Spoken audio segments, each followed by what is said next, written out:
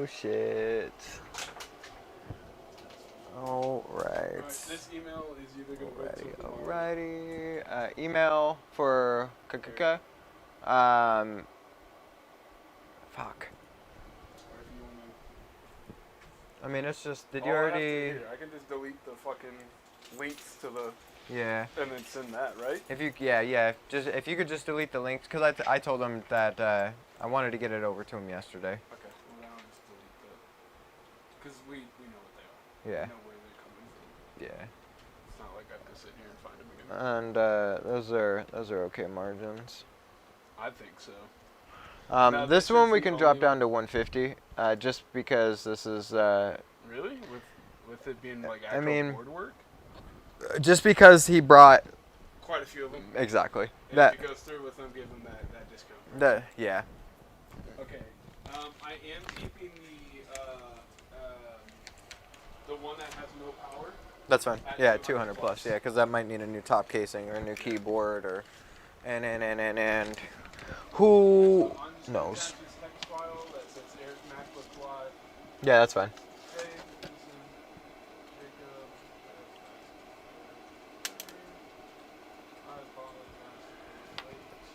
Oh no. Hey, whoa. Where'd you go, Chip? How is it going, folks?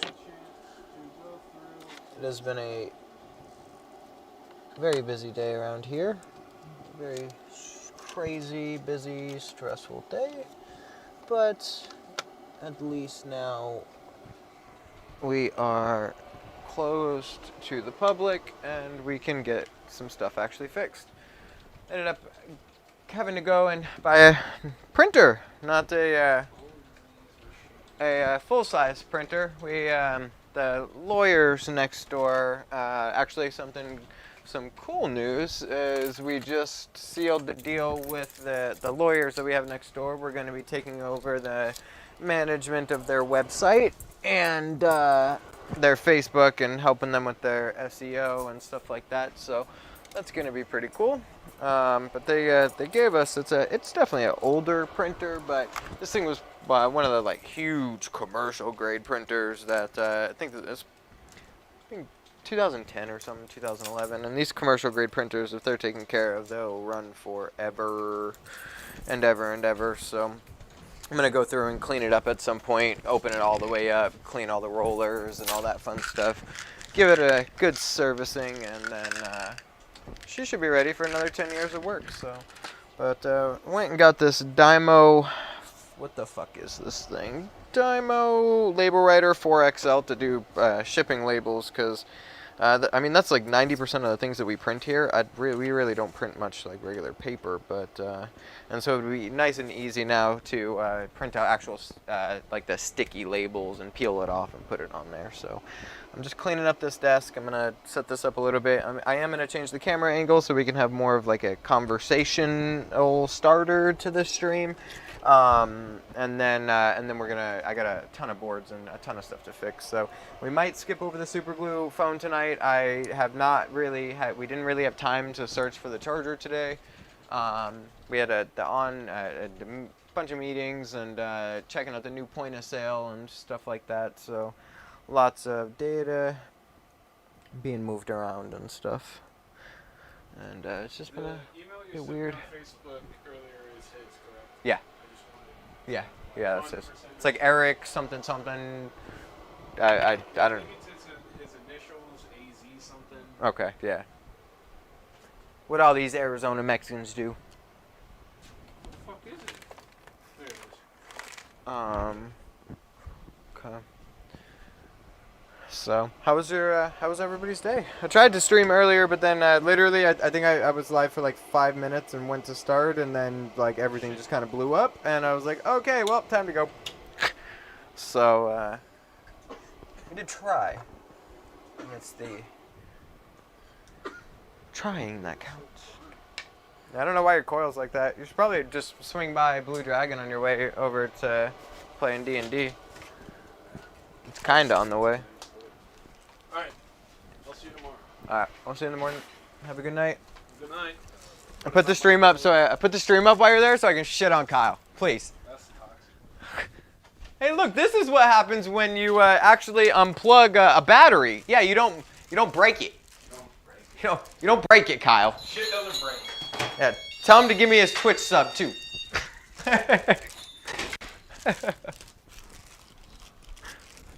One of Jacob's friends, he was his old coworker from Data Doctors. He's a very, very interesting person. Not a bad person or anything.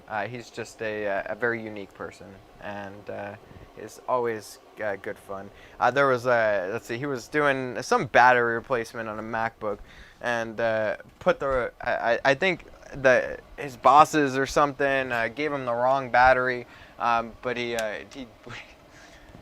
didn't realize that it was the wrong battery, and installed it, and was very surprised why the MacBook just kept randomly shutting down. And when we told him, well, it might have to do with the wrong battery being in there, he was surprised. It was pretty interesting. So it's always good fun to pull his leg and mess with him a little bit on that. I am a little upset that I can't find that charger, that battery charger. It's around here somewhere, but it's gonna pop up sometime. It will pop up. Anyways, how was everybody's day? What'd you guys do today? Oh, Jacob's back. Busy day for everybody? Oh, did you not bring your keys? No. Oh. I need my MacBook charger. Oh. Because that shit is dead as fuck. Oh. And I know you need to use it. Well, here, take this. Here, take this and take that USB-C wall block. What?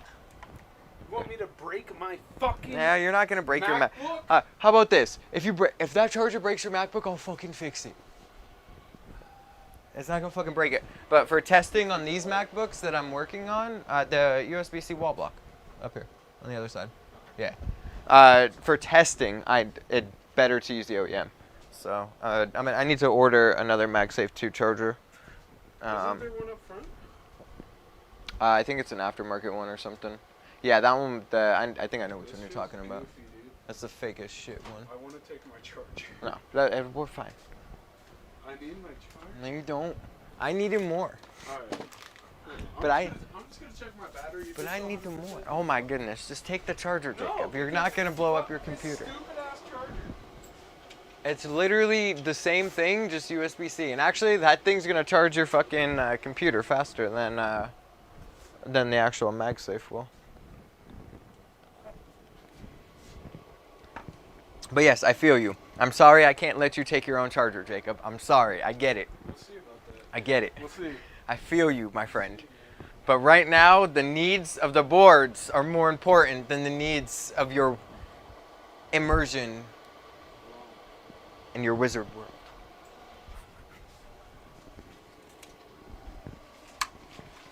Jacob is a active D&D player.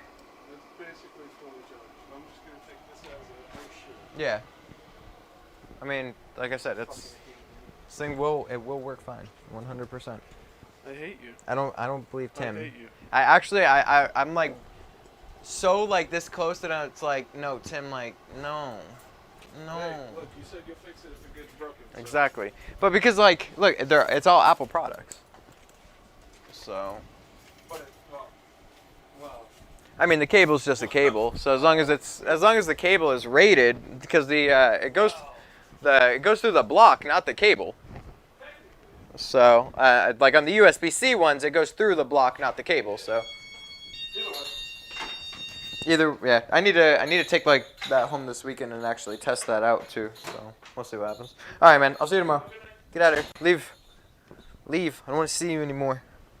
Don't want to see you anymore. Oh boy, what a day. I just have wanted to sit down and fix boards. That's like my favorite thing to do here, honestly. Like, I mean, it's nice owning it and all that crap that comes with it. Right? I mean, it's nice, but it's awful and shebang, but and all that. But it's always, at least for me, it's the board work is, that's what I got into this for. That's what before deciding to try and make this work out on my own and all that. I just wanted to do board work. Board work is fun. I was fighting with this MacBook earlier. MacBook, bad. MacBook was being very bad. It was liquid damage. It was worked on heavily before.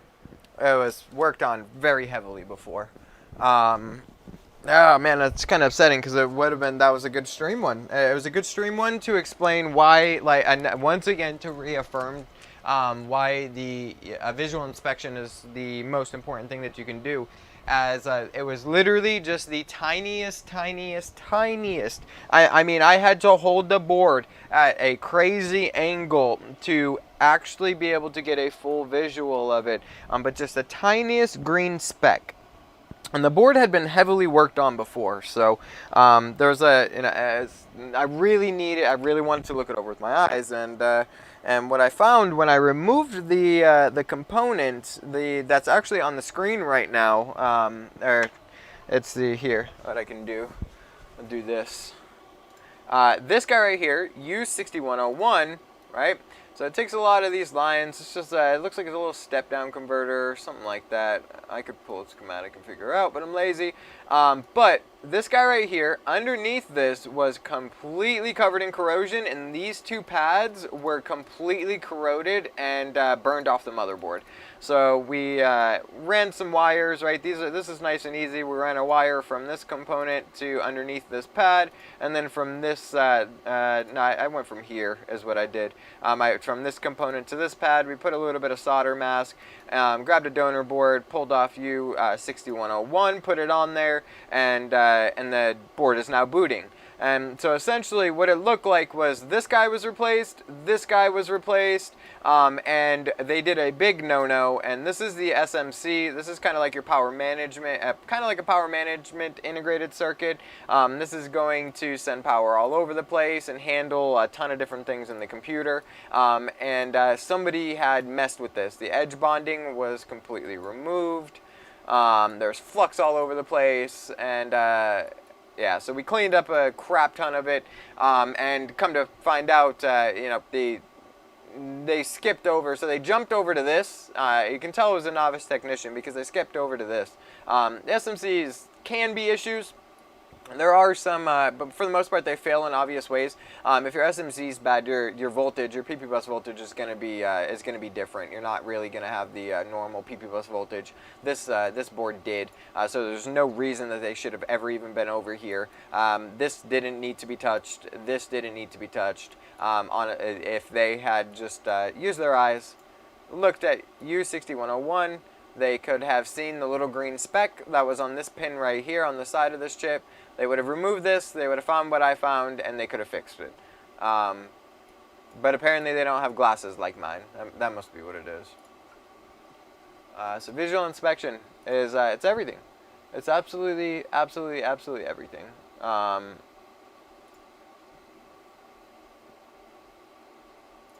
Quite simply, you can't get over it.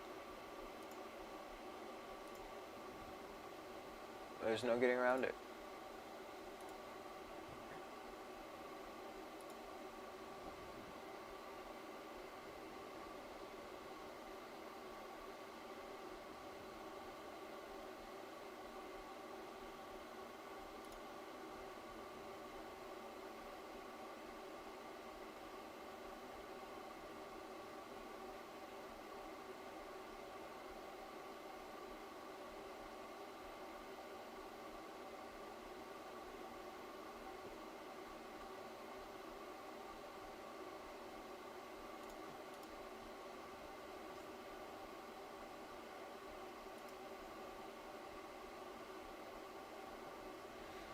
Okay. The markets are closed. We can get rid of Robinhood. They are closed for the weekend. And Doge doesn't look like it's really going to be doing a whole lot of stuff, so cool.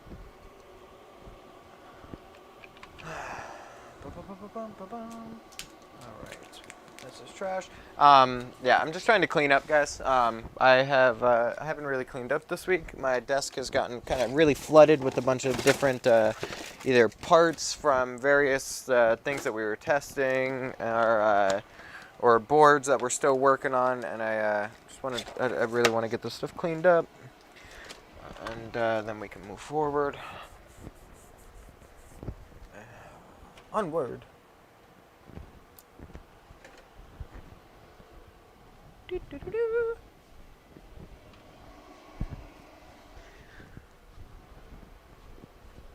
Thankfully, no Nintendo Switches tonight. Oh man! Plus, we have. Oh, this is like.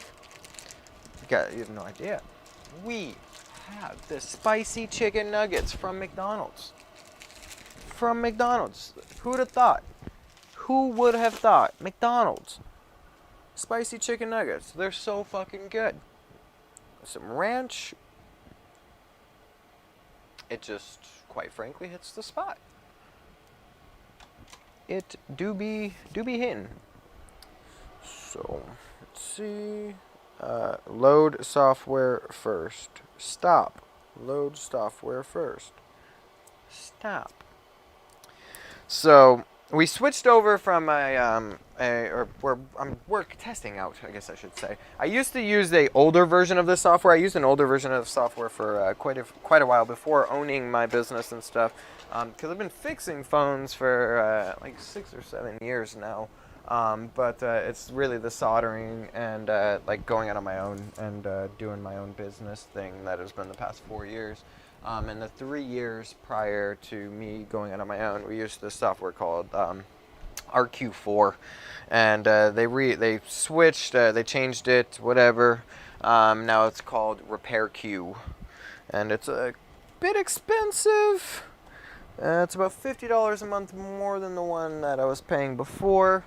But there's a lot of integrations. One thing I really liked about this so far is that just even in the initial onboarding, it was asking me a lot of questions, little things like sales tax and stuff like that, so it can go through and just automatically configure it, how I would prefer my receipts and all that type of stuff. It was a nice, easy layout, and yeah, so easy a caveman could do it. I should remember that stupid Geico commercial. That's realistically how easy they made the onboarding. So, we're gonna see. We're gonna see if this works out. We're gonna switch back to proper ticket tracking and doing these things so that way make it a little bit easier. A little bit easier. Spend a little bit more money, but if there's less stress, that's always the big win there. Always the big win. So.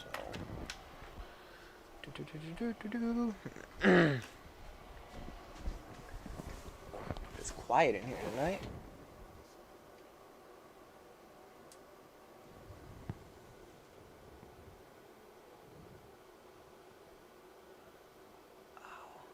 It's actually been kind of quiet in the plaza today too.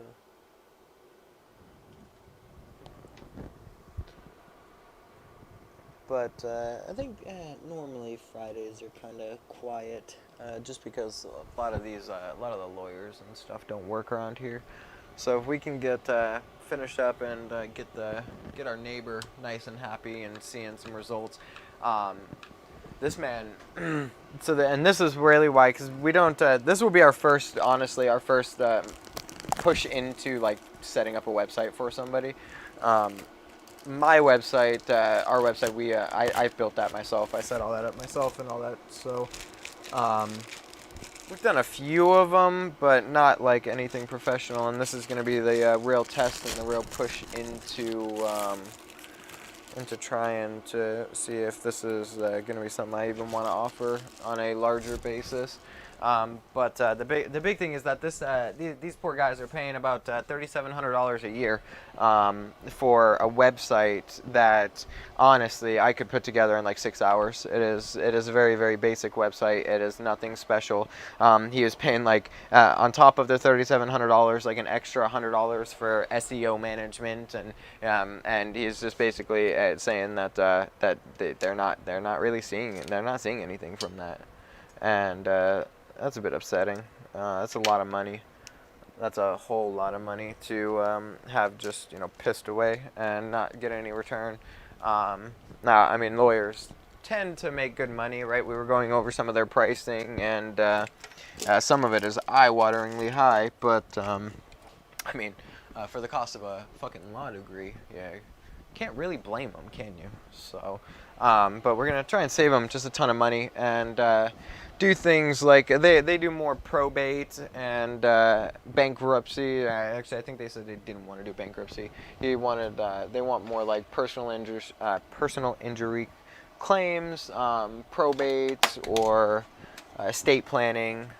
Wills and power of attorneys and things like that. So we're gonna try and set him up a campaign on Facebook. I think Facebook is going to be good for him, as that's where the market that he is that he is works in is the senior market, right? I mean, it is what it is, and a lot of seniors have quite a bit of time spent at home bored and scrolling through Facebook. So with the quite a bit of money that he's going to be saving by having us do his website, we're going to do some Facebook campaigns for him and see what we can get going there. So hopefully it goes good. Hopefully it goes good. Gosh, this desk is a fucking mess. I promise, I'm still cleaning. I'm right here. I want to get to work. So if you're hanging out and waiting, I appreciate it. It means a lot.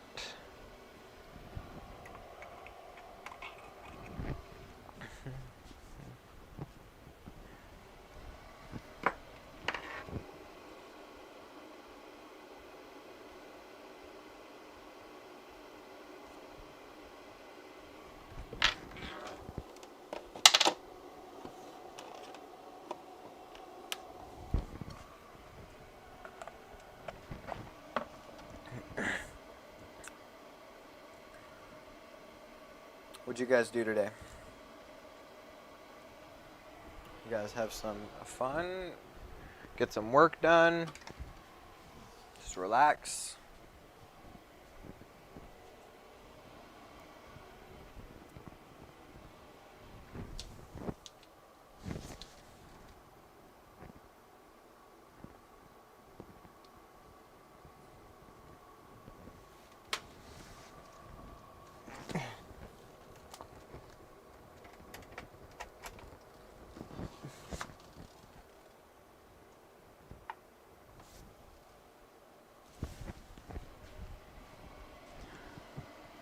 And then the other thing that irritated me with the lawyers was when he was showing me his website, because you can tell, I mean, he's an older gentleman, and you can tell he's proud of what he's working towards and working on and stuff, and,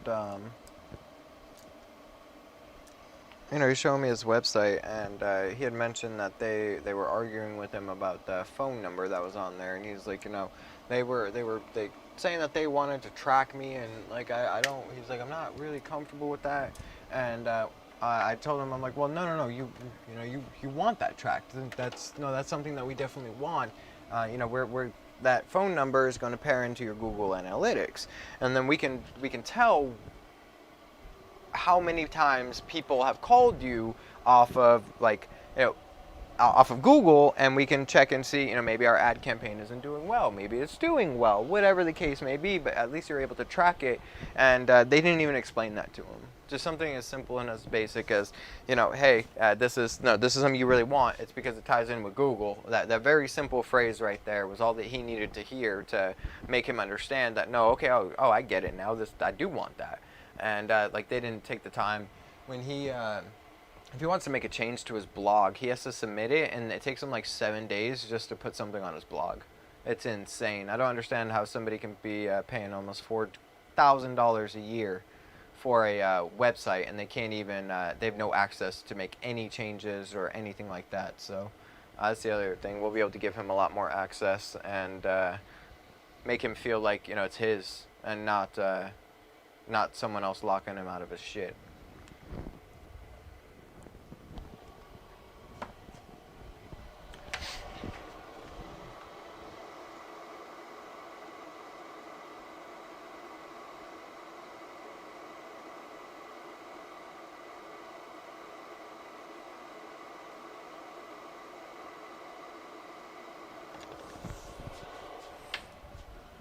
Almost done here.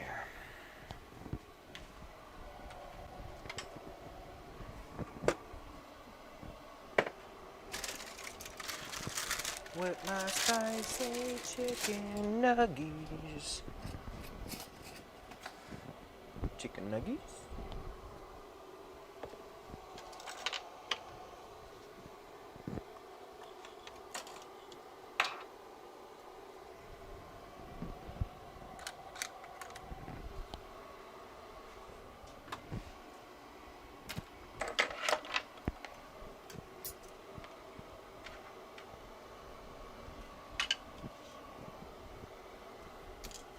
Get this out of here.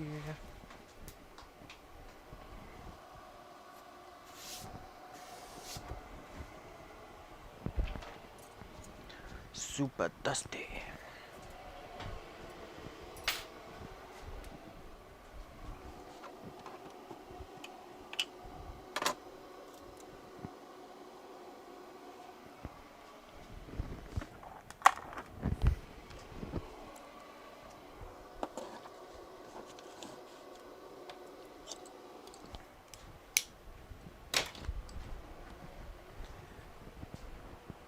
Oh, this is what, Motorola battery? Yeah, this is this phone.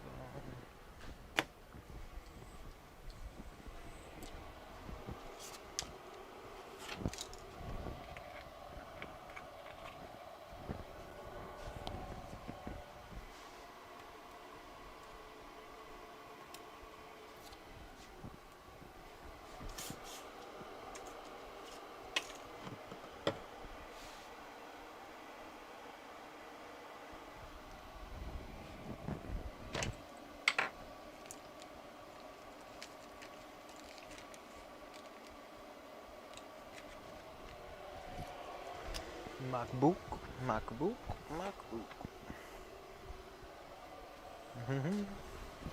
Alright, now we can wipe this down, and then we have made a lot of progress. So, yes, you go.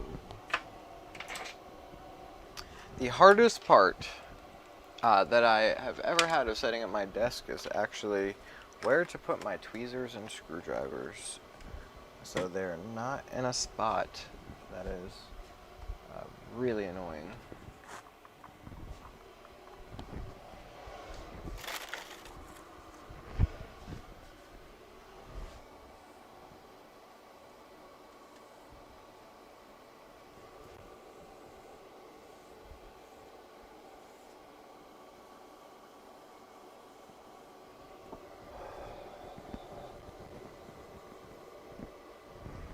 Good Lord. Okie dokie.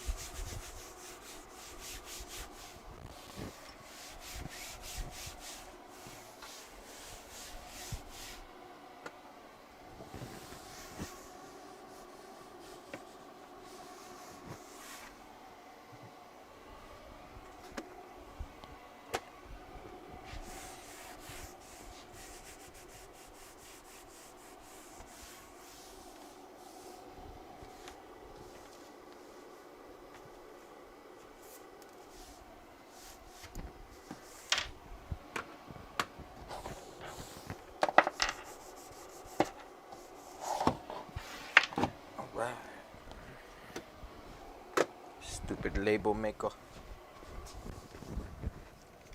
He's so stupid. Alright. I was gonna move my other label maker over here too, but screw that. Jacob needs that one because he needs to input the devices when we're receiving.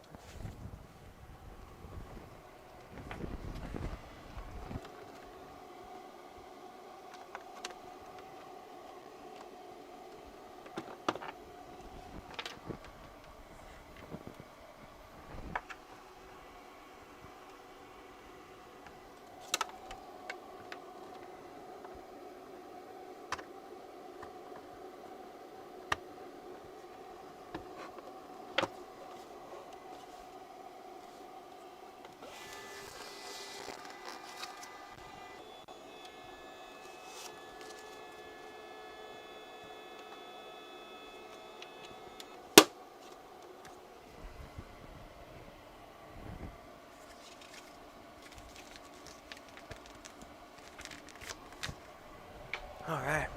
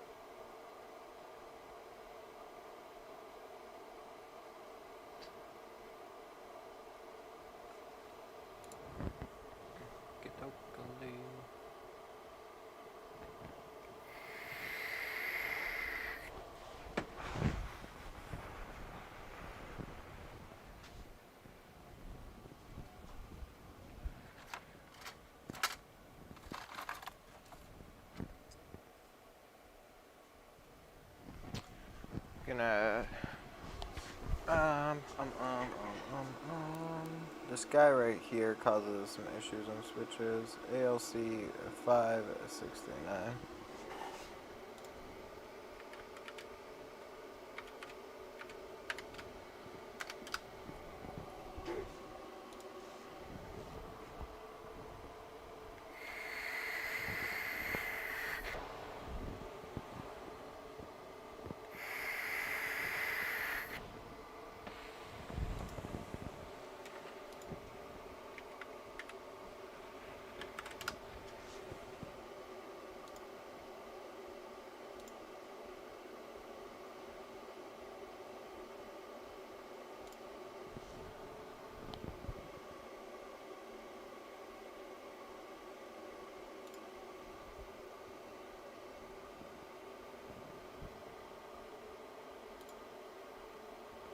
Oh, okay, that's great.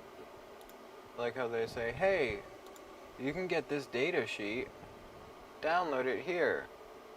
Oh wait, it's not available. Nice.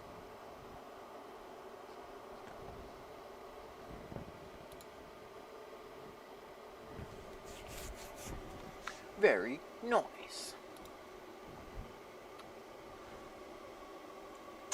A1466. Oh, Lewis uploaded a video 36 minutes ago.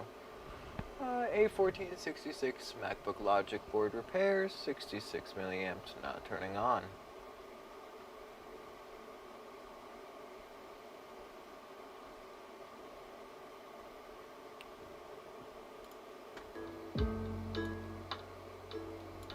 Alright.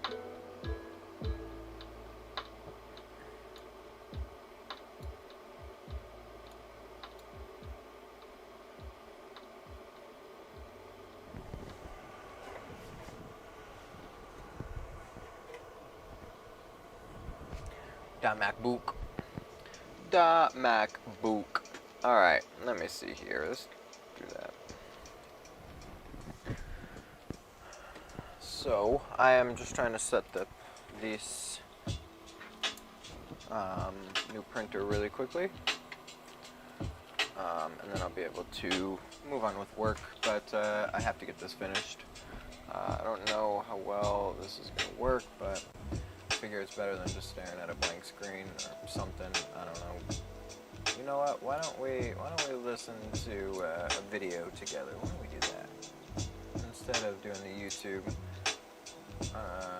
This music. Let's check out.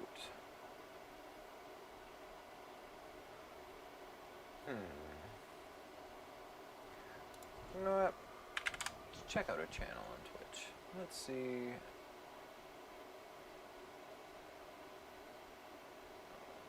Alright, that's this guy. The bald. The only other thought I engineer. have is I could do something like.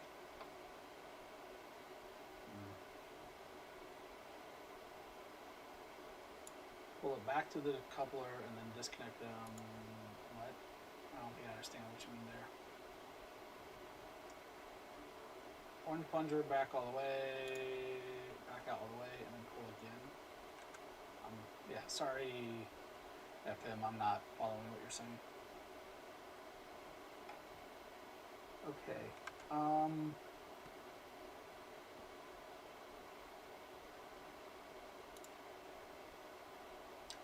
I guess what I could say is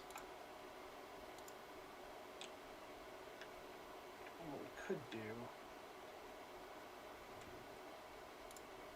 There we go.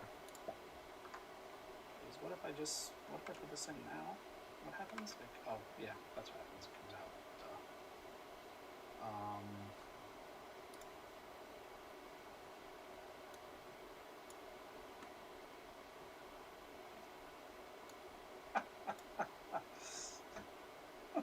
What does it do?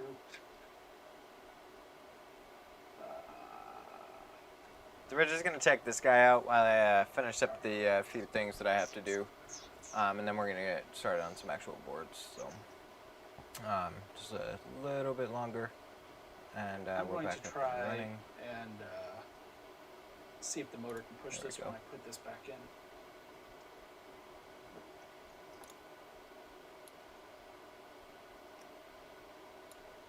Check this guy out. See what he's all about. I don't know, servo to some plunger. There goes. Some Okay. strange. So if I put this back on, and put this back in.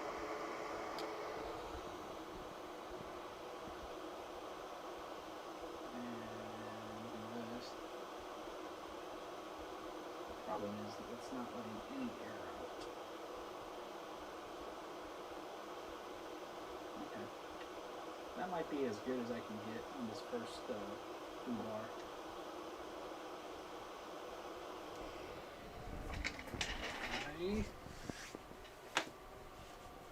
A needle to vent the air? That'd be a good idea. I don't have anything handy. He's trying to put This might work out. push flux paste This might, work a little solder less than paste ideal out. at the moment, but Yeah, this might work. that's what Let's it give looks this a like. shot. Let's see what happens. Okay. How's this guy doing? Well, already I can see this is going to work out well. If, minus the user error. So it also comes with a foot pedal, which you're not going to get to see, but I'm going to get this set up right now. So I'm going to drop this behind here.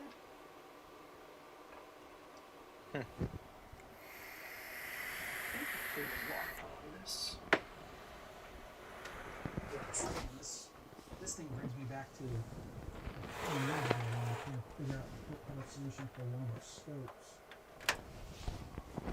Instead of doing the foot pedal, we decided to do voice control, which worked extremely well, but it turned out nobody wanted to wear the headset and talk to their scope in a lab full of other people. Okay, put that. That's the external trigger, which I don't think I want. Okay. Spool this stupid label. This crap. Whoop. Ah, that's fine. Okay. I had my foot on it and it started moving right away. Okay. And it is a nice label maker, but fuck the price, man. Eye-watering. So I'm going to start with this. There's a whole bunch of needle sizes. I don't know, nozzle sizes, not needles. Which look familiar. This looks like the same ones that come on the Chip Quick stuff. Which, man, this just feels like it's the same. It must be like an industry standard syringe size. I almost don't want to even watch this guy now that he just said Chip Quick, because their flux is ass.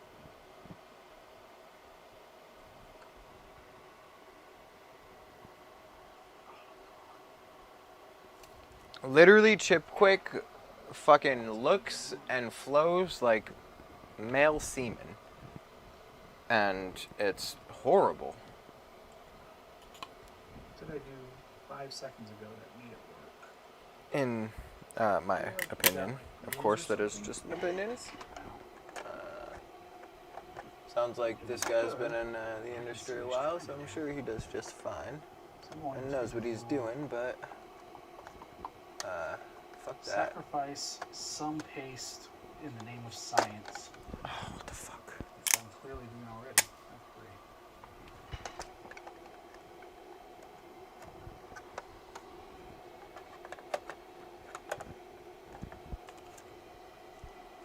This is fine. Everything's fine.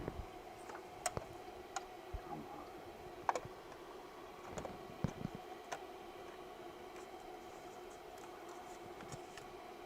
Interesting. So I can't get it to go all the way on like it's supposed to, but it's like it's still dispensing. Alright, we're just gonna keep playing with it for a little bit and see what happens. Alright. We have this set up. I'm gonna practice. I wanted to practice. Some people on this do. board first. Yes, they do. So I'm just I'm finishing up setting up this label printer that I had to get today for shipping labels. We have a lot of stuff to ship out tomorrow, so I really want to make sure that I get this done tonight, and I don't have to screw with this tomorrow. So just bear with me for just a little bit. I am almost done. As soon as I get this thing printing, then we're gonna get right into some boards and to some actual interesting stuff. So I just have this guy up so that we can, I don't know, see what he's about. I don't know. Can you guys even hear him? Let me do this. Okay. There we go. Now you should be able to hear him pretty well.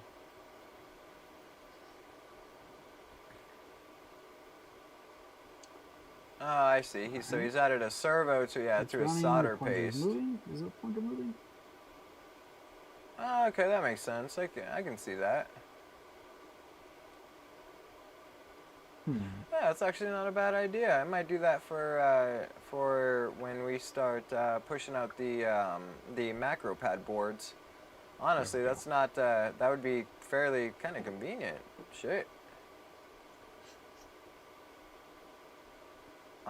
Just for putting dabs of. I did it again. I keep putting my foot on the.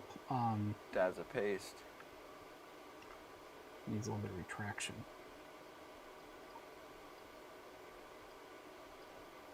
Yeah, I mean that's just shit. I can just 3D print out that little that attachment up there for the 30cc tube. That's kind of cool. I'm starting with this board. It's taken a little bit of Like maybe it's needle dependent. There we go. Let's try over here now.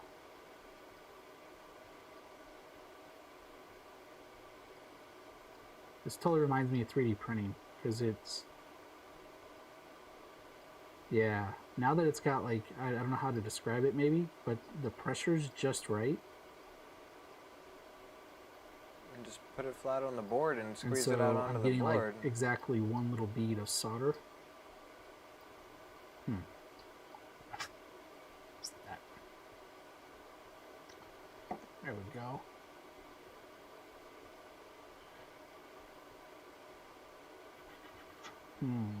Intriguing. Yeah. Okay. Now that I'm starting to get the hang of this thing, man, I really wish I had some old paste to have played with it. Possibly. So, well, yes and it no. takes a little bit to kind of figure out what it's doing. For so it's twofold. We could go that route. I mean, we're at the end of the day, the actual PCB will be made in China, and will get shipped here, but they're going to be fully assembled here in my shop. All diodes, all everything will be fully assembled and hand soldered here. That way we have full control over the quality. Should a change need to be made, I'm not stuck with 100, 200, 300 boards that has some sort of design flaw. Or some sort of, a month into testing, find out that, I underrated a resistor or something, and it's causing shit to go bad. It's something like that. And now I'm stuck with this. I'll be able to instead just make a simple design change and or just a simple component change before it gets soldered on, and it's a quick, easy, and done.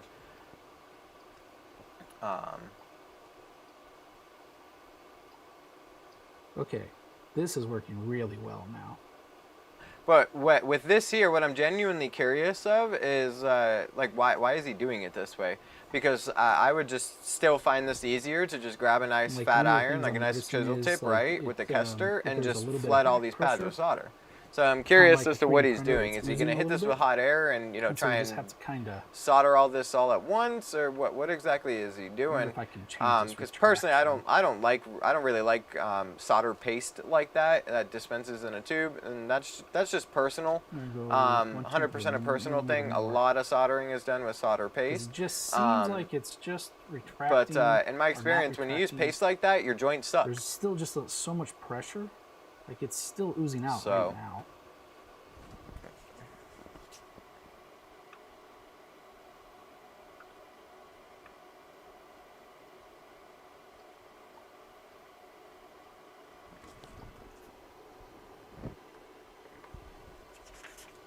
And then we're doing it's a macro pad is what we were making. So think of like a Stream Deck. Or even your keyboard. It'll be a little basically just a tiny keyboard that is fully programmable and addressable, and you set it up how you want with RGBs and what switches and all that kind of fun stuff. So maybe it's just I gotta learn how to use it. It's not a whole crap ton of soldering. I mean, it is, but it isn't. So let's try that again. Especially where everything is, at least for me, will be surface mounted. It's very quick to solder. It's very, very quick.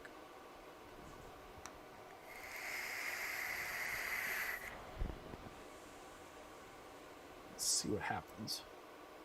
And my plan for tonight was I'm just going to use hot air to solder the boards. I'm not going to get out the oven. I'm only going to do 2 when we get to actually soldering them. Okay, so see, that makes sense. If he's using hot air, then I could see it this way. But how is he putting it together? In what way is he putting it together?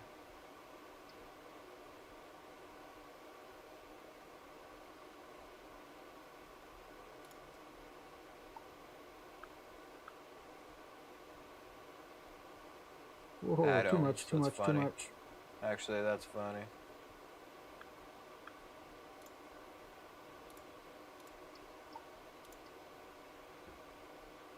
So the foot pedal puts it out at like what I'll call slow speed.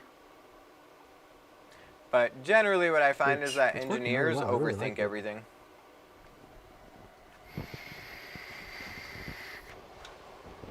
It'll be easier for sure. And then the 100%. control It'll be panel easier. has like a But it fast takes forward the button on it. the entire. So it's like you can use the control It takes panel what to we're get the trying right to achieve to get out of it, pressure and onto the that's paste. it's that we care. You That know, we to care. like get the That piston we're all gonna the way sit in down. there. We're gonna hand solder every component. That every component on this board is hand soldered. I don't want to like we don't want to sell 5,000 in a year. That's not the goal there.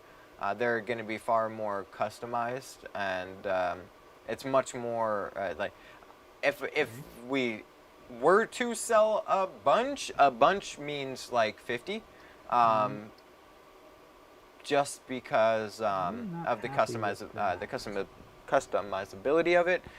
We have a 72 it's a board that has 72 switches I'm gonna installed try on it, and different so like tip, that will get 'cause mailed that's to a still customer, putting and the just too much customer will out for, choose like, an what 8 or 5 switches pad. they want on their board. So May it be let's Cherry MX or take some Xylent pressure off of V2 it.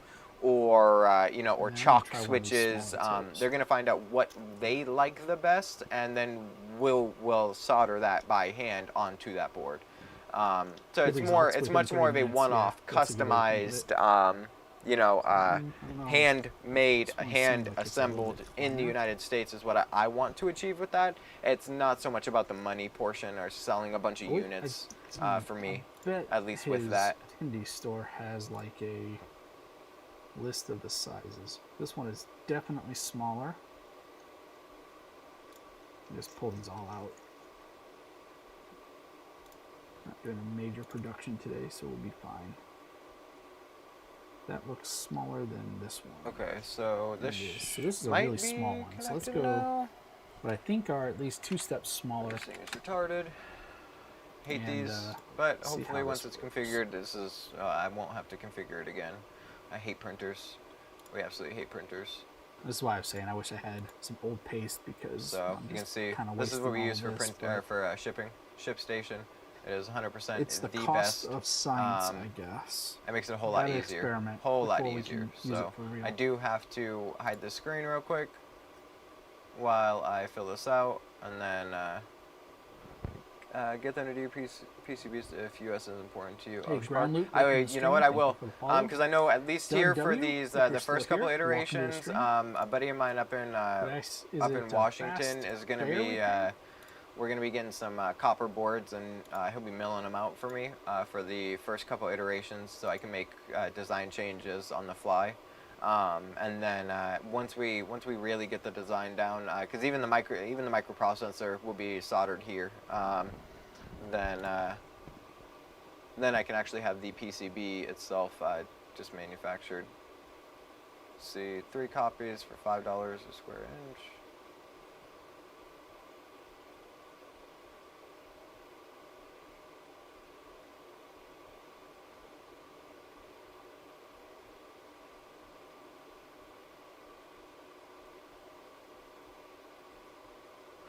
They're kind of expensive, too, though. I mean, given, right, it's in the United States, it's going to be a lot more expensive, no matter what. So, for sure. I mean, I guess that's not too bad. Well, $5 per square inch. These are going to be 2x2.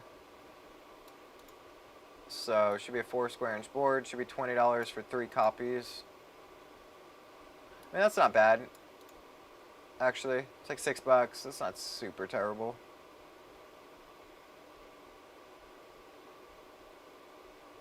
And especially when we start looking at various when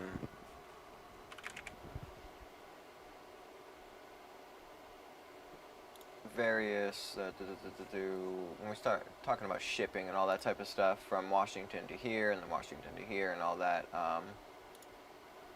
it can start to get expensive.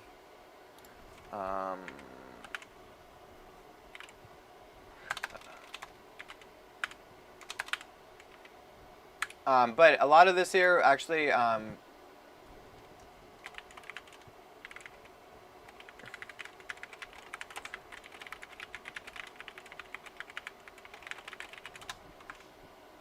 get that. They're pretty cheap considering it's... Yeah, yeah, exactly. Exactly. And even still, I mean, it averages out to what, like $6.33 a board. Like that's truly not that bad. It's not that bad. It's like that initial jerk is because I've dealt with China for myself 4 years, and then a couple years before that for when I was working for companies and stuff. So you get used to China prices, but then you look at that China shipping, and it may as well be the same amount, right? So. But no, and then while a lot of other people don't give a shit about it being made and assembled in the United States and stuff, it is something that I want it to be important. It's an important thing to me. Not that we have any problem. I use Chinese stuff all the time, right? Not that we have any problem with using Chinese stuff, but everything has moved away from America, so it's just help pay U.S. jobs, right? It's when I submit an order there, then I know that that's United States workers. That is one more order that keeps them employed. So, no matter how small the order is, and I think that people should be more aware with the impacts that their money has keeping it in the country, versus always trying to have the cheapest. So. If we can make, after shipping and everything, quality is amazing. Exactly, yeah. So, and then, honestly, if we can make, like $50-$60 on it, I'm always happy with that. So, and by ordering, components in bulk from, from Mauser, because I already got a bunch of, I already have a bunch of this stuff. I need to decide on what LED, and Drew in here, he's been helping out as well in the Discord, and trying to get this all set up and running. Ooh.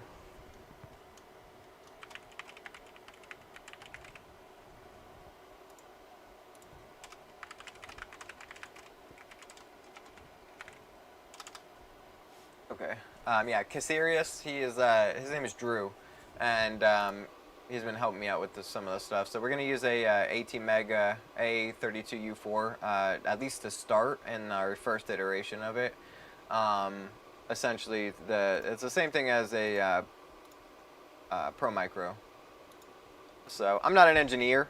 I'm not an engineer. I'm just a guy that likes to fix motherboards and stuff. So fixing a board and actually going through and designing a board are vastly different things, and so there's a big learning curve that I'm kind of going through and trying to do this, and what very little free time I have of actually creating a schematic versus reading a schematic and things like that. So it's definitely been it's been interesting trying to learn how to use Eagle and stuff. And it's gonna be fun. It's gonna be a lot of fun. People we'll be showing it on stream for sure. Once I get more, what's the gosh? Why I can never think when I'm streaming. I swear, I can never think. I always sound like an idiot when I'm streaming. I promise I'm not like this all the time.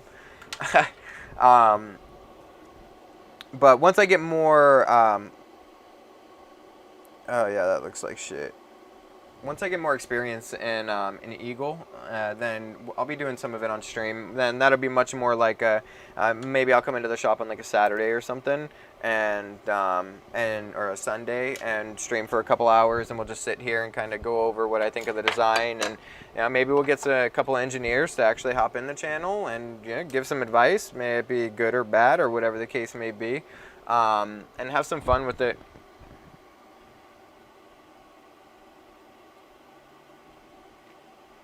Yeah. So what I have here is one that I ordered this PCB here from, this is from 1UP Keyboards, and so this here is kind of my basis, right? We have this programmed, we have this working, all that type of stuff. So to start and to kind of teach myself this, essentially what I'm doing is I'm literally taking a Pro Micro and I'm copying it onto my board. I'm going to take everything on the Pro Micro and put it onto my board in the way out that it's pinned out on this board, so that way I have a visual of how these things need to connect, because I know this works. This is key binded, all that type of stuff, and then after that I can start actually making the changes that I want to make and stuff like that. So that's kind of, and it's kind of ass backwards, right? But I'm not an engineer. I didn't go to college for this stuff or anything, so it's a lot of teaching myself how to do things. And so even if it's sitting here in continuity across this board, I can grab a piece of graph paper and do this. So Eagle, AutoCAD Eagle, or it's Autodesk. Sorry, Autodesk Eagle. They're the same company with Fusion, Fusion 360.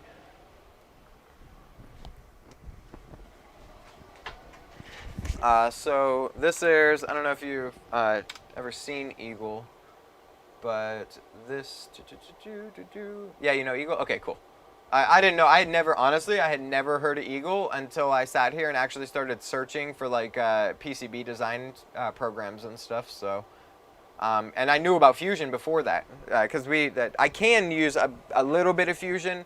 I got a bunch of 3D printers here, SLA, FDM, and then I have a mini CNC that we use for grinding off ICs for board swaps and stuff like that. If we're doing a CPU swap or a bottom board swap on a say an iPhone XS or something for data recovery, then it's just easier for me to mini CNC off the larger ICs and only have to pull it once, right, instead of risking damaging our donor board that we're going to be moving it over to.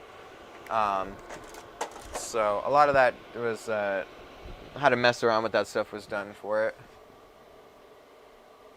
Altium. I told my buddy up in Washington that works for Intel on one of their design crews, whatever. I'm like, hey, like, can you team viewer, set up team viewer for me? Holy shit! Oh yeah, that's pricey. I mean, I'm sure it's worth it, right? I mean, I'm sure it's worth it.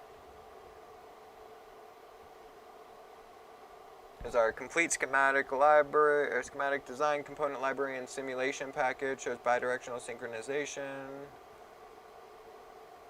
This is cool. 10 Gs for the perpetual license. Crazy. They just have a, let's see, cloud storage and sharing includes one LTM 360 workspace.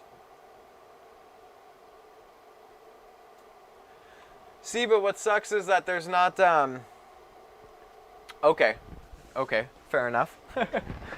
What sucks though is like there's no stuff like at least that I've seen in just a few Google searches. So this isn't like I sat here and I spent hours and days searching. So I will say that. But it's kind of crazy how there's really no consumer like, hey, we can do kind of like Fusion 360, right? Where Fusion 360 has their different levels. You have the the educational licenses, you have the hobbyist license, and then you have the actual professional license. I thought that there would be something more like that for this, but it doesn't really seem like it. I mean, there's Eagle, which is a really awesome start, a super awesome start, and because I have Fusion, it gives me access to it, and I just have the hobbyist license for Fusion. We don't do any actual like CNC design work here for work, or else I would buy the commercial license. So, okay, KiCad. Because this is definitely a lot of fun, and to be able to do more things in the future, like us and Drew, we're sitting here cross-platform, and oh, it's open source too. Alright, I'll download that. I'll definitely mess around with this. I'm going to download this quite literally right now. There's quite a few things that would be of great value in my industry that can be difficult to get China to get on board with and to do. And it'll be really nice to be able to even just make one-offs for myself, right? Even especially with that prototype, that company, that's really cool. I didn't know this place, so I'm actually throwing this right here into my Discord channel. Are you in the Discord? In our Discord? Because I'll give you access to the MacroPad channel. And basically, I mean, all it is it's just a Discord channel where I kind of put my thoughts on what I want to do here and what components I want to use and all that type of stuff. And I mean, it's clear that you know what you're doing in this respect, at least a good idea of it. And I'm always happy to have another brain to take a look at it. And I'm not an engineer, so let me see. What is let's see. I know who you are. I know who you are. You're this. Are you the Savage Canadian?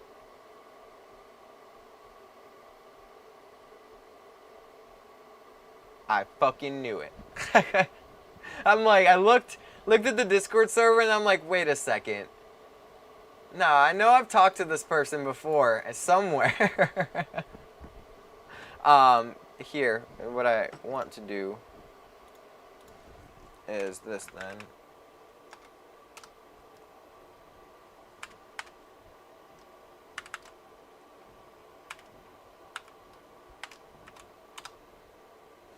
That works. There we go.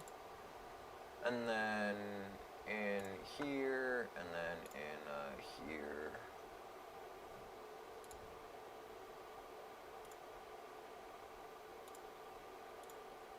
Cool. All right, you can see it now. It's a MacroPad custom channel.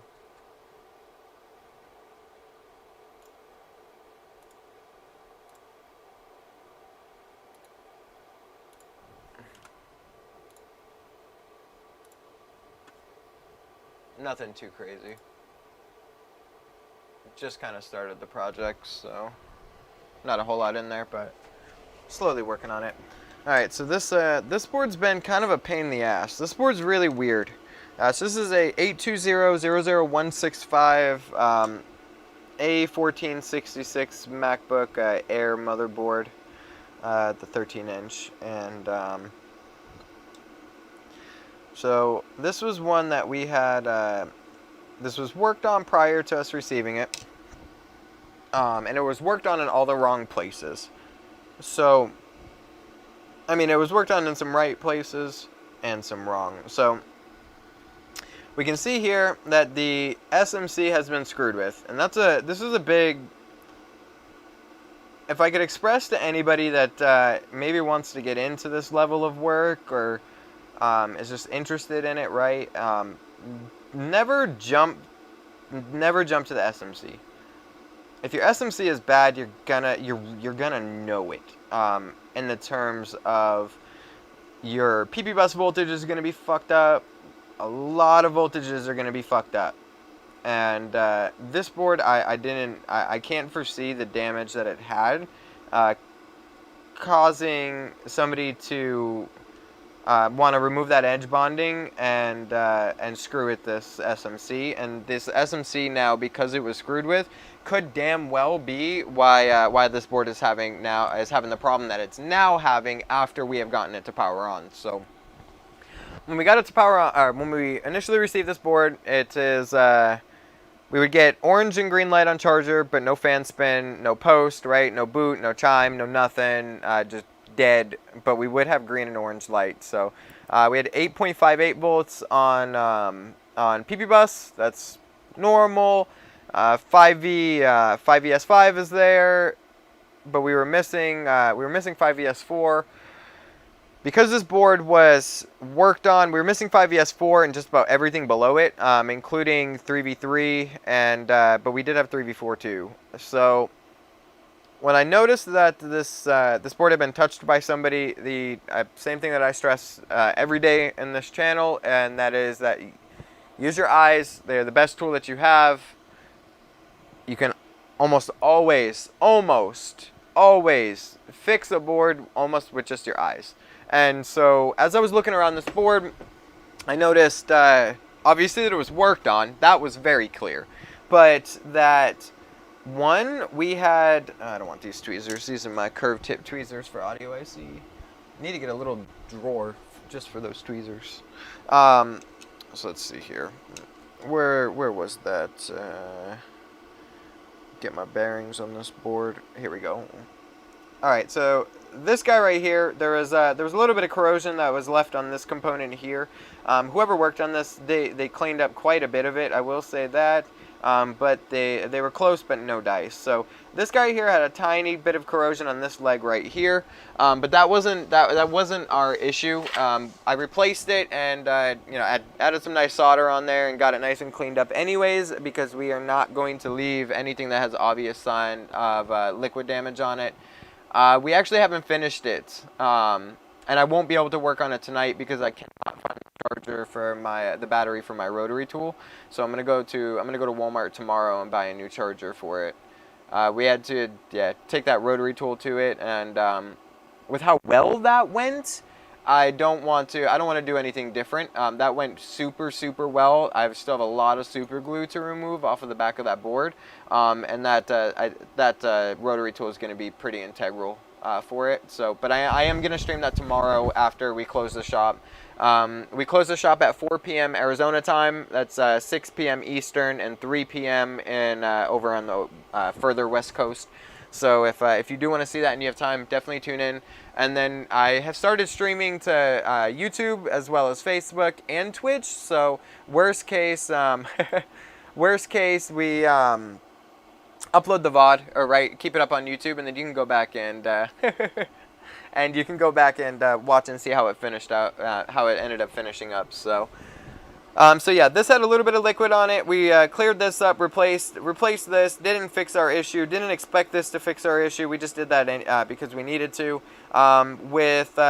What really told me here where to look for this issue was that PM Sleep S4L was cycling. So when I was holding my probes on it, checking for voltage, 0 volts, 0 volts, 0 volts. 3 volts, 0 volts, 0 volts, 0 volts, 3 volts, 0 volts, 0 volts, 0 volts. So it's cycling. PM Sleep S4L was cycling. This tells me that it's going to be something around the clock area, the BIOS area of the board. Something's going to be a little funky over there. I will give the technician that worked on this prior some credit, because they did, while they did fuck with the SMC, they were working in kind of the right area. It looks like I can't tell for sure if they replaced the BIOS, but it was definitely worked on. You can see this solder right here, right? It's a different color than what it normally is. I could do it, 100%. I can go grab my old soldering iron that was $150. I could do that too. Can't do that on stream though. At least the final word there. When you're a decent technician and you have the basics, the understanding of heat and solder and how this stuff interacts together to work on it, you can realistically use just about any tool to do the same job. So 150 is too much, huh?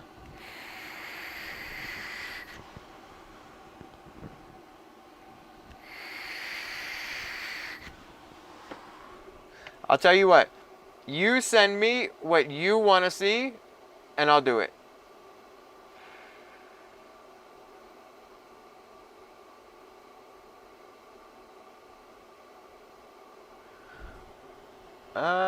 What's up, buddy? Just seeing if you're still doing the Macbook repairs. My computer just did some weird shit and I'm freaking out. Oh no, if you want to, send it. That's no problem. I'm dead serious. By all means, I'm dead serious. When you have a grasp of the basics of how this stuff works, you can really use pretty much any tool to get the job done. So It's not it's about the knowledge, right? And then if anything, right, it's as long as I've got the microscope, that's the big thing. Is if I can see, I can formulate a plan to take it on, and do things like cover things with Kapton tape or use heat sinks in various areas to counteract the fact that I'm using a larger nozzle, and things like that. You can really work with the fact that you don't have tools.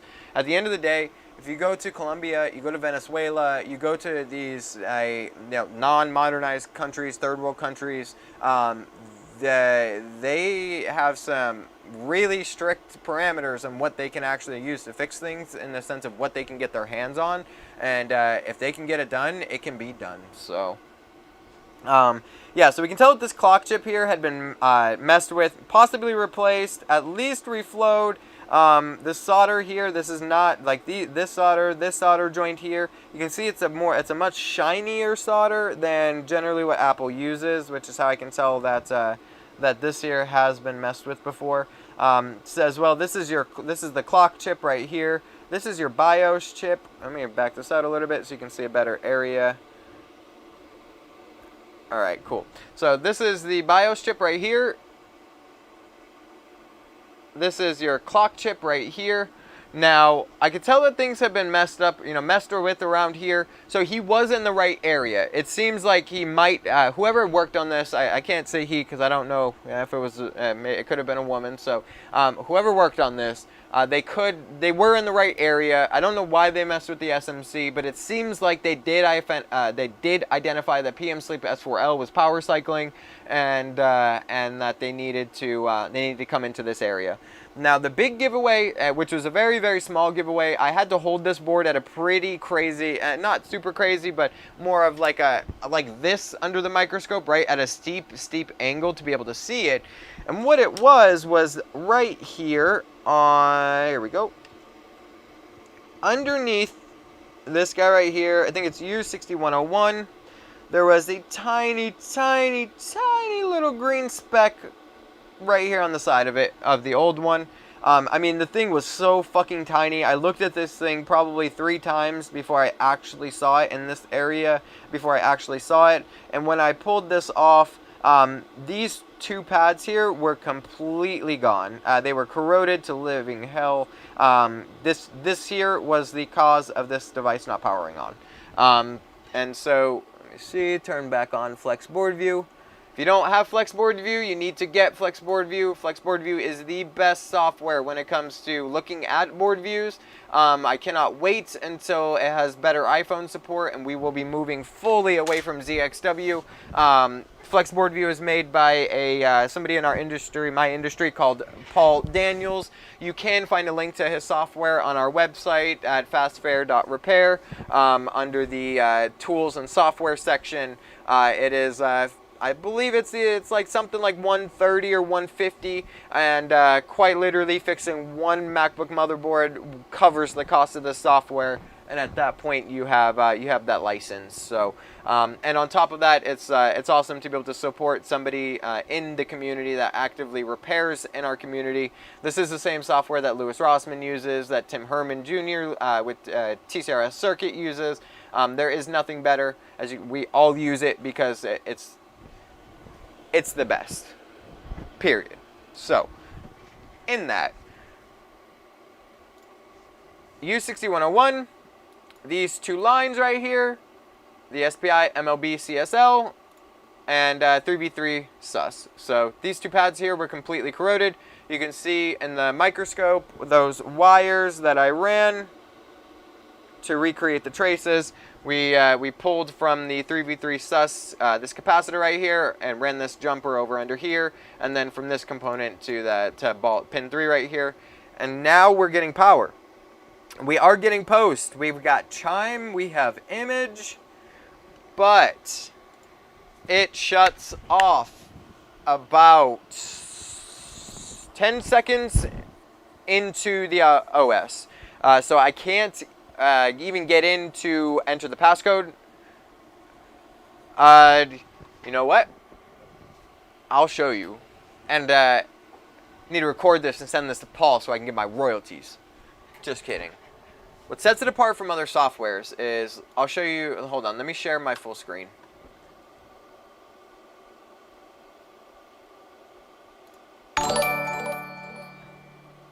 Thanks for the follow, man. It's really appreciated. All right, I'm gonna show you my whole screen, and then we will go over what makes it better than other softwares. And honestly, it's for me, it is one specific thing that kicks every other software's ass, and that is.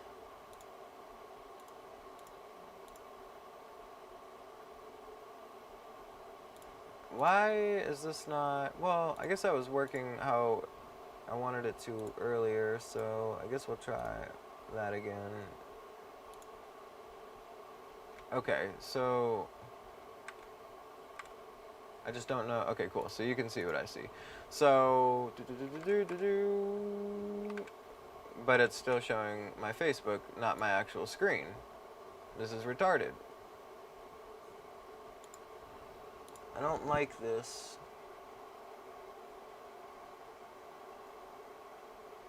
I need screen full fucking screen capture, display capture. There we go. Why am I so dumb that I couldn't see it before? Alright, cool. So, exit out of this, get out of that. Exit out of ZXW. Cool. So, you guys can see my screen, right? We're good here. I'm going to put this over on the other monitor so we can actually all see. Cool. So we see here I am in, this is Flex Board View. Other softwares, right? So just about all softwares does this. This is going to tell me where all these lines go. What other softwares don't do is, so when we're diagnosing a MacBook and we're trying to figure out what's wrong with it, we're going to go to our power aliases page on any of the schematics that we work on. And we're going to start probing these lines, right? So we see PPBus G3 hot right here. We can see here that the voltage should be 8.6V. That's going to be 8.6 volts, or 8.56, 8.58, stuff like that. PPBus S5, high sense computing, all of these different rails, right? Now, the big thing that separates Flex Board View from other softwares, in my opinion, that makes it just a million times better, is the fact that I can do this, that I can do that, right? So you see that black? And if you will go, there we go, bam. Okay, so we see these are the lines. Pay attention to where it's at right now. I'm gonna go to 3v3, we'll go to 3v3S4, and I'm gonna do the same thing. You can see that it highlighted black when I right click, and you can see it's completely different. This makes it so much easier to go into the schematic, find out exactly what you're looking for, just a simple right click and a alt tab, or even just doing, let me see, oh shit, that's right. That's like, there we go, and then boom. That work? Yeah, that worked. Cool, so we can even go right here, right? And just have it on each side, and go in here, and okay. Oh, hey, look at that.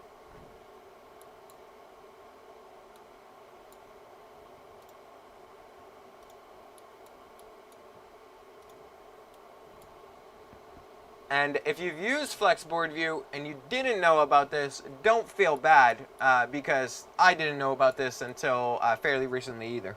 So this was a recent discovery for me while I was fucking around some schematics, and I right clicked and I flipped over to the board view and I was like, oh wait, what? I didn't leave this on this, and yeah. So yeah.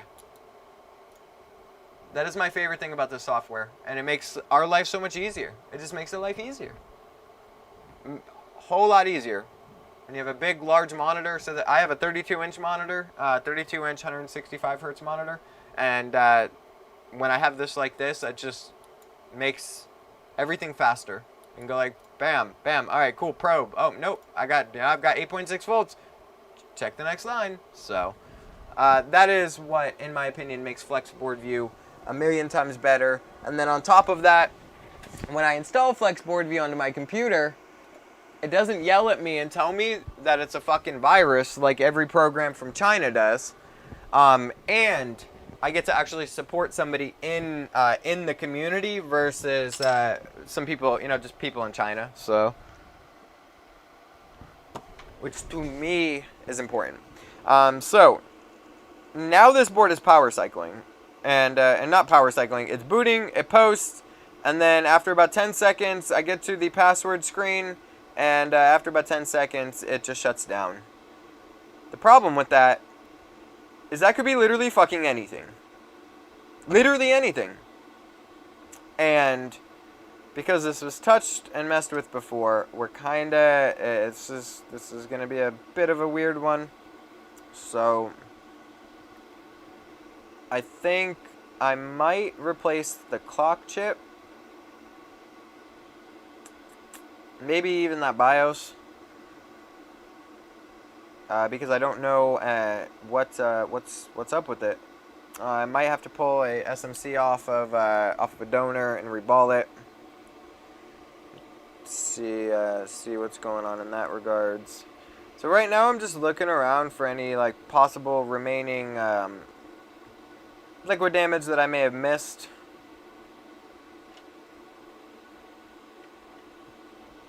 I am pretty sure that this board was ultrasonic, which is really sad because we could have probably had this thing fixed very quickly and gotten it back to our customer already if it hadn't been messed with. My customer said that they did not that they didn't send it to anybody, so it must have the consumer must have taken it somewhere. I don't like the way that looks, if I'm being honest.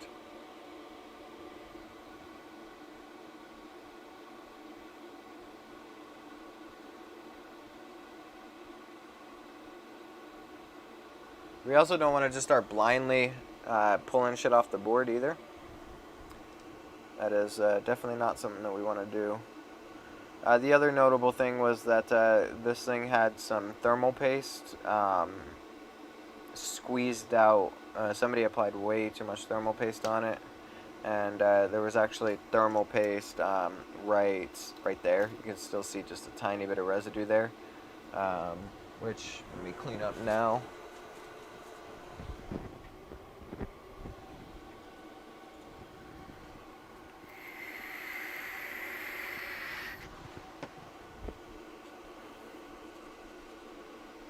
You can still see that little bit underneath the CPU right there.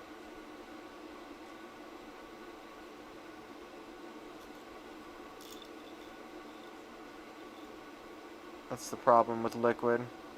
I might even just set this board to the side and grab something else to work on, just because man, this issue fucking sucks. Let me grab this charger, this MacBook charger. Let's see. I wanted to test and see if it could potentially be an enclosure issue. It's really unlikely, but it's really easy as well to just rule that out.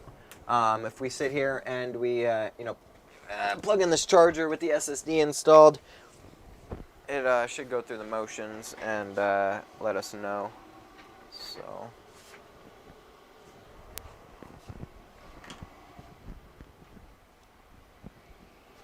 I have quite a few strange issue MacBooks here.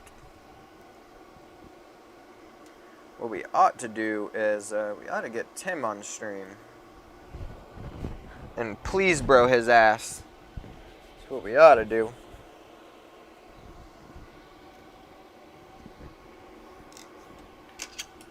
So we're gonna get this fan plugged in.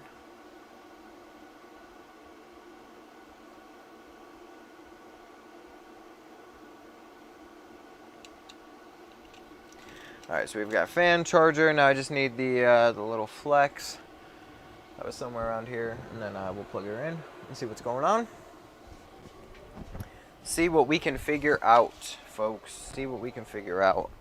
I've got a Touch IC to do as well on a 6 Plus. Not really looking too forward to that, just because I've done so many 6 pluses, and I never really liked doing the 6 pluses because it's really easy to kill the CPUs on them. Really, really easy to kill those CPUs, and it's just never any fun when that happens, right? So that happened a few times when I first started, and now we just use considerably lower temperature than what I normally work with. I normally work with 420 Celsius at 69 airflow. I promise that is my real temperatures that I use every day. It started out as a joke, and then it turned out that I actually really like this. It works really well for me. So, but for that one, we're actually going to use, for the Touch IC, we'll actually use 360 Celsius and 60 airflow. The boards are they're thinner than the 7 boards, and they heat up considerably faster. So.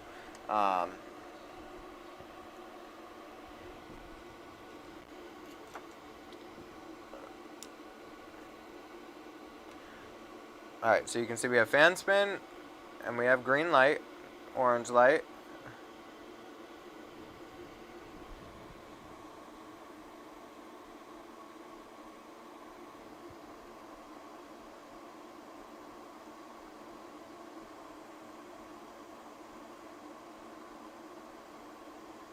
And so the SSD is installed, Wi-Fi card's installed. And now we're just waiting to see, does it shut off?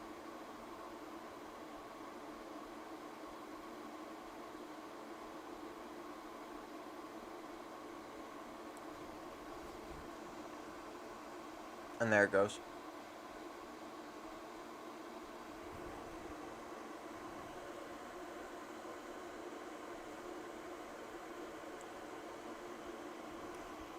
And if I were to hit the power button, it would turn right back on.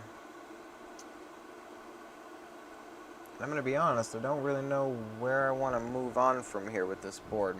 That's kind of where I'm stuck with this one, is because it could just be literally anything. I don't really know how I want to move forward. How I want to move forward with it.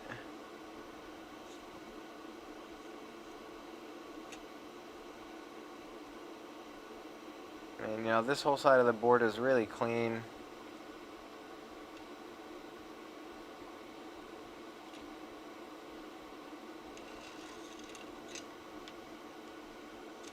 Really clean.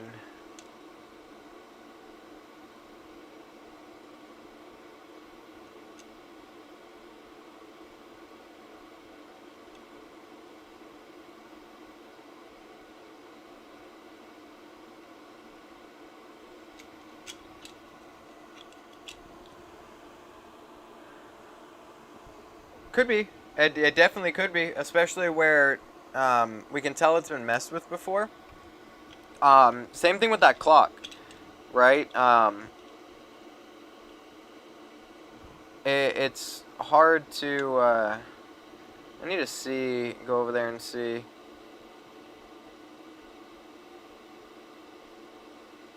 Let me see if I get a.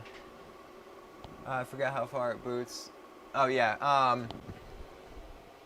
About it's like 5-10 seconds, so it'll go in, it'll post, you get, so it chimes, it fan spins, I've got image, we get to the passcode screen, start to try to type in the passcode, and like 5 to 10 seconds after it gets to the passcode screen, it shuts down.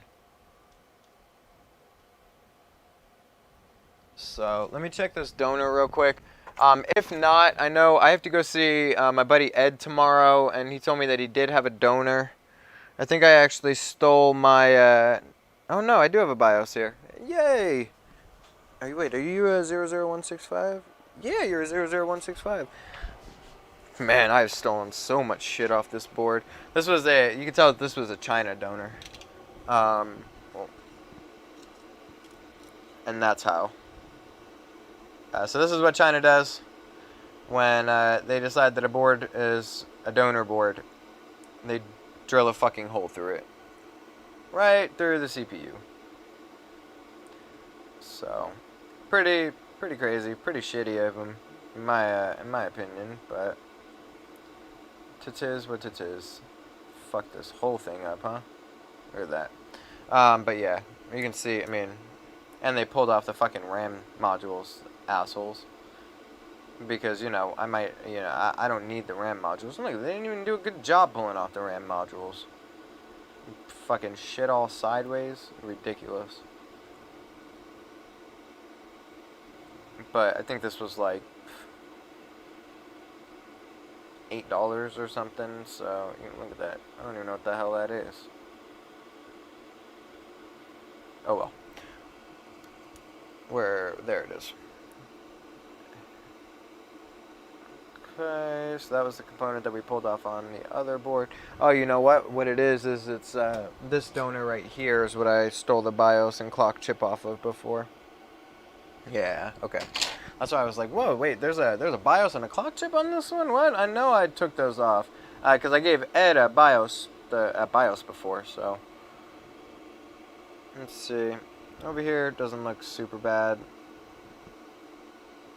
I don't see any corrosion. A lot of that's going to be flux, I think, anyways. So, we'll give it a shot. We will give it a shot. Fuck it. Winband.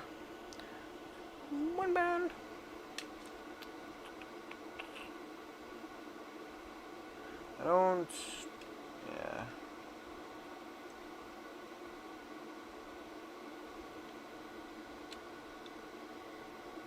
Dot.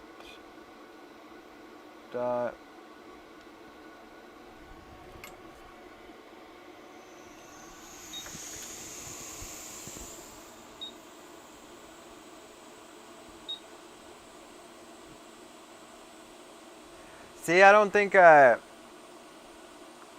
think if there was an issue in the RAM, it wouldn't boot either, though.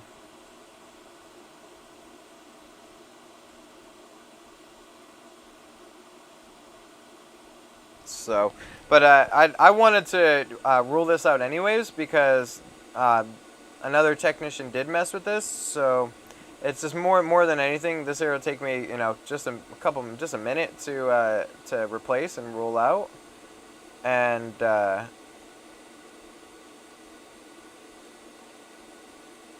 from there. It's not so much about the issue that it's presenting as much as I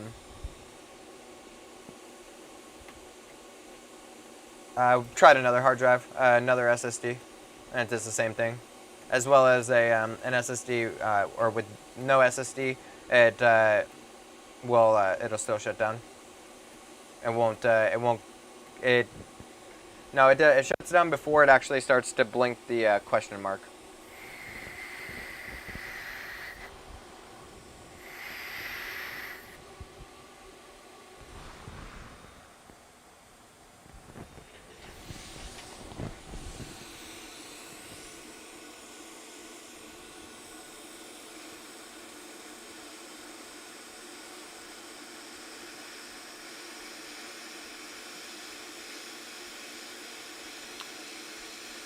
I do think that it would probably be more likely that it could be the clock chip is gone bad,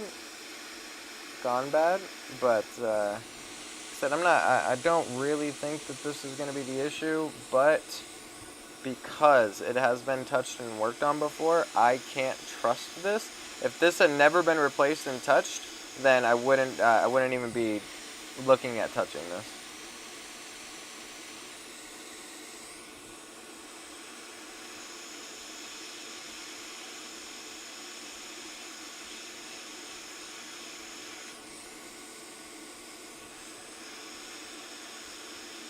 What we're going to do is we're actually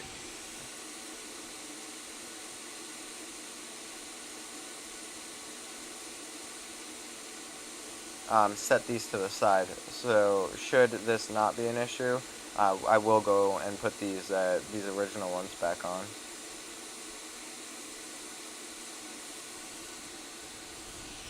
But yeah, at this point, it's just more about ruling out. For me, it's more about ruling out what anybody else has touched than anything, because it could literally be anything. That's the thing, is that it could be literally anything, and that's the shitty part. I would rather it, if it was gonna have an issue afterwards, I'd rather it just not power on, right, and have it be some sort of no power issue, or even just a straight up fucking missing PM Sleep S4L issue. But no, it wants to be a jerk.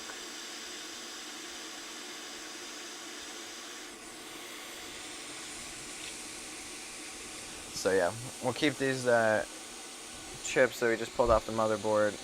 Oh, we sent them over here to the side. Practice, that's all it is.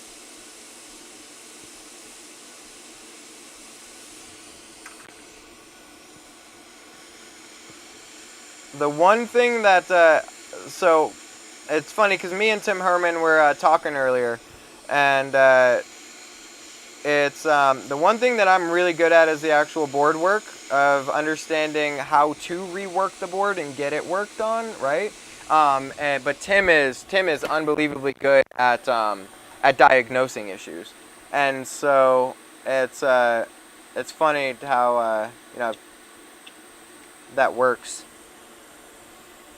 The soldering portion just has always come pretty easy for me, and Tim doesn't really like the soldering portion.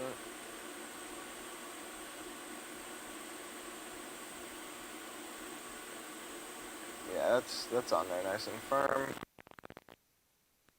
Cool.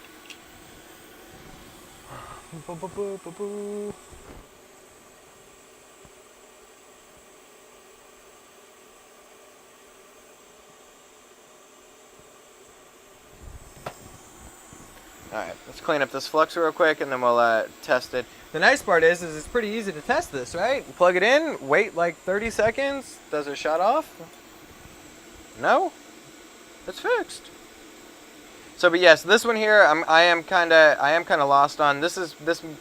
If this doesn't take care of it, what I'm probably gonna do is set this one to the side so I can talk to Tim tomorrow about it and see what he thinks. I know earlier he was. Hey, well, exactly what you said. It could be literally anything. Well, yeah, fucker, I know. But what's most likely? What's most likely?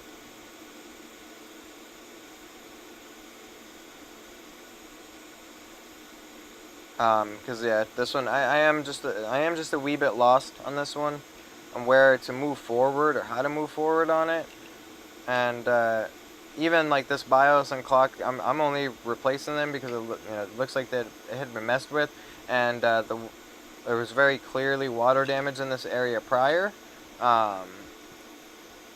so it's probably not gonna fix it, which is why I'm keeping those chips close, so I can just toss them back on real quick, and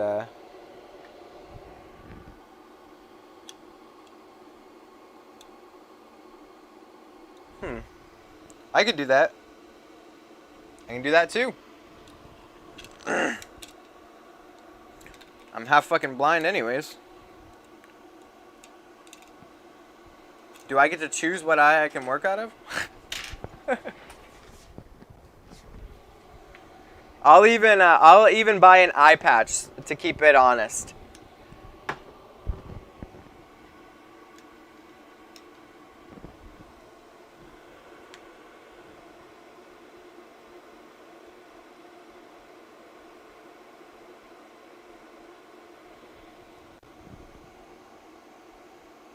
Alright, now we wait.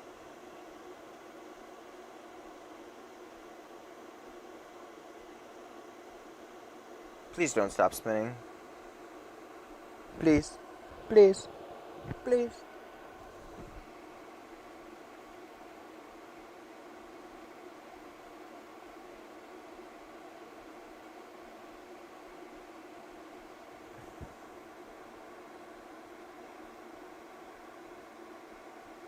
That I couldn't do. That's one thing I couldn't. I do need both hands. Tweezers and, yep, I couldn't do that one. Fuck, man. Imagine trying to run a jumper with one hand. Oh, man. That would be awful.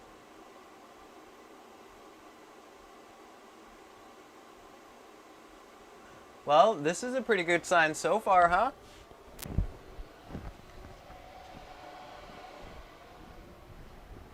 Where's my vape juice?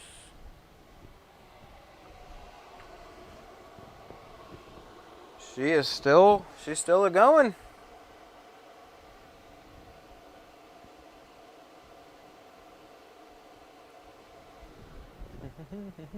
There it is. Well. Spin, spin, spin. That's right, and she just keeps on spinning. So we might have just fixed this board, boys. It definitely powered off before. Yeah, it's still running. Oh, you'd see it if it stopped. You would see the fan blades just sitting there. So yeah, I mean this is.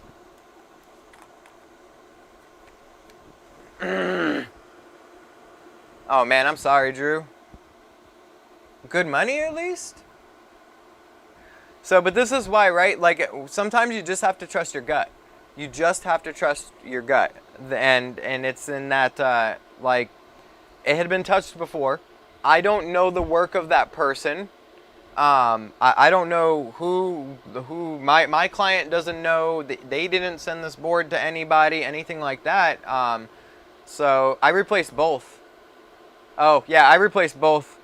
I just wiped them both. If anything, I think it would be the clock that's bad, to be honest. I think the BIOS is probably okay, and that the clock was the bad one. I might, yeah. What I'm gonna do is I'm gonna put back the old BIOS, and if the old BIOS is the issue, so. Here's where this becomes a rough question for some people, right? Is the ethics of removing the ME region and that type of thing. And say I had to, say this BIOS is bad, right? Their BIOS is bad. It's okay because I have this little guy right here that will clean it and wipe it.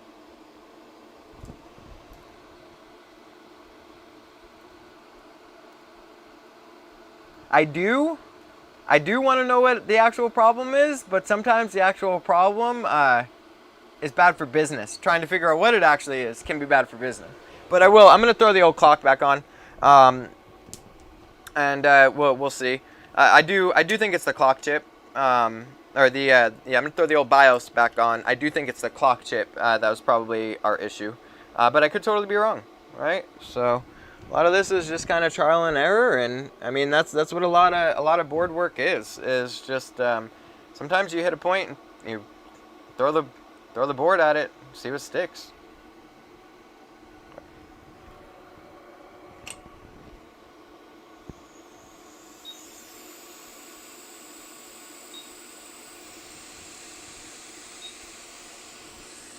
What I really need to do is I need to buy a good crest. A really good crest ultrasonic. My old one died, and their crests are so fucking expensive.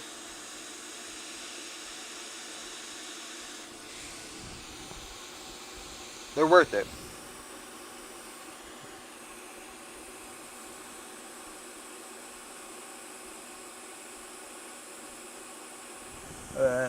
Late 2011 MacBook, would you recommend wiping the board down ISO or Windex? Not Windex. Definitely not Windex. But is it like liquid damaged, or like why would you need to wipe down the board?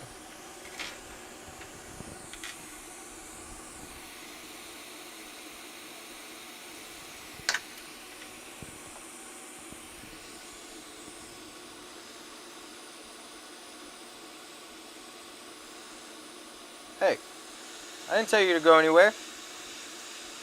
I sound like I'm talking to my kid. I didn't tell you you could play with that.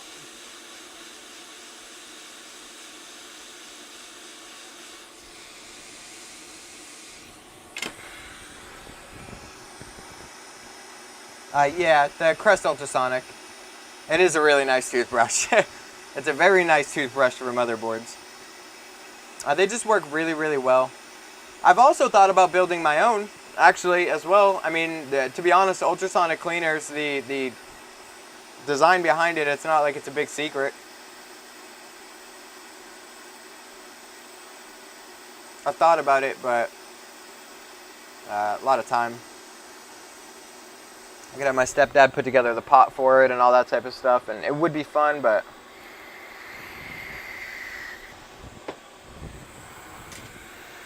I have better things to do.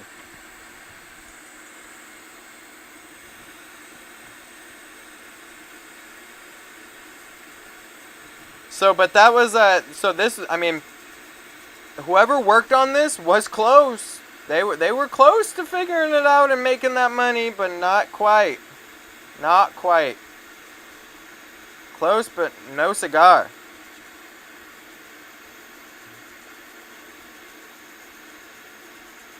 They might have had that full house.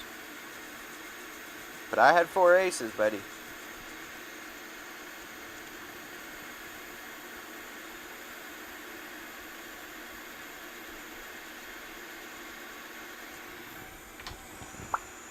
I'm not fully opening it, just the bottom cover. Trying to clean and fix it. I truly believe it's due to wrong BIOS and SMC in it, and thought I want to clean it and see if that's a lot of the issue. Well, why would the wrong BIOS and SMC be on it? Did somebody work on it? Somebody touch it?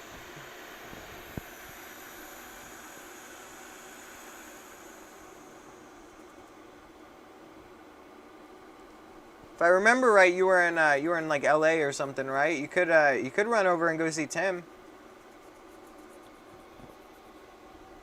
as well.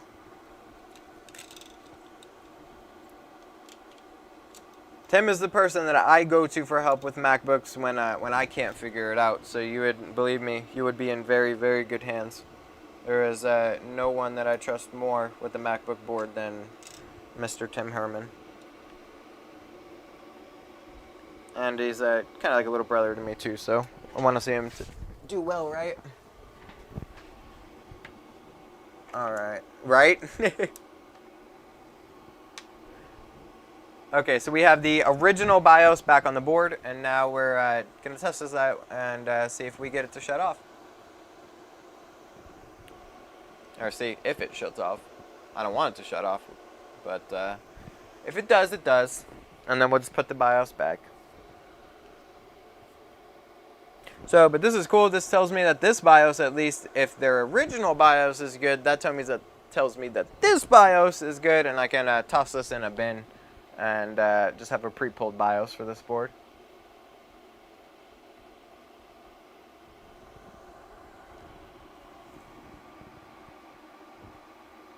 Nope. So look at that. It was the BIOS. It wasn't the clock. It was the BIOS. What do you know?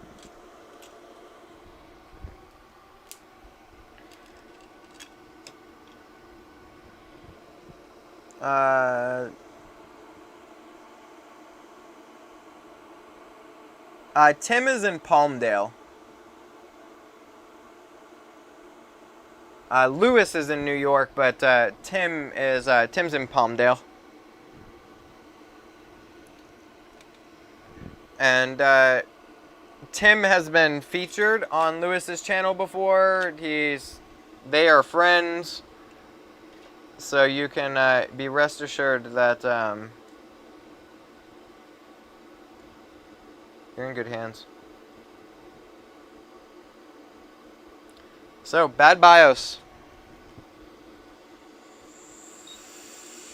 Crazy.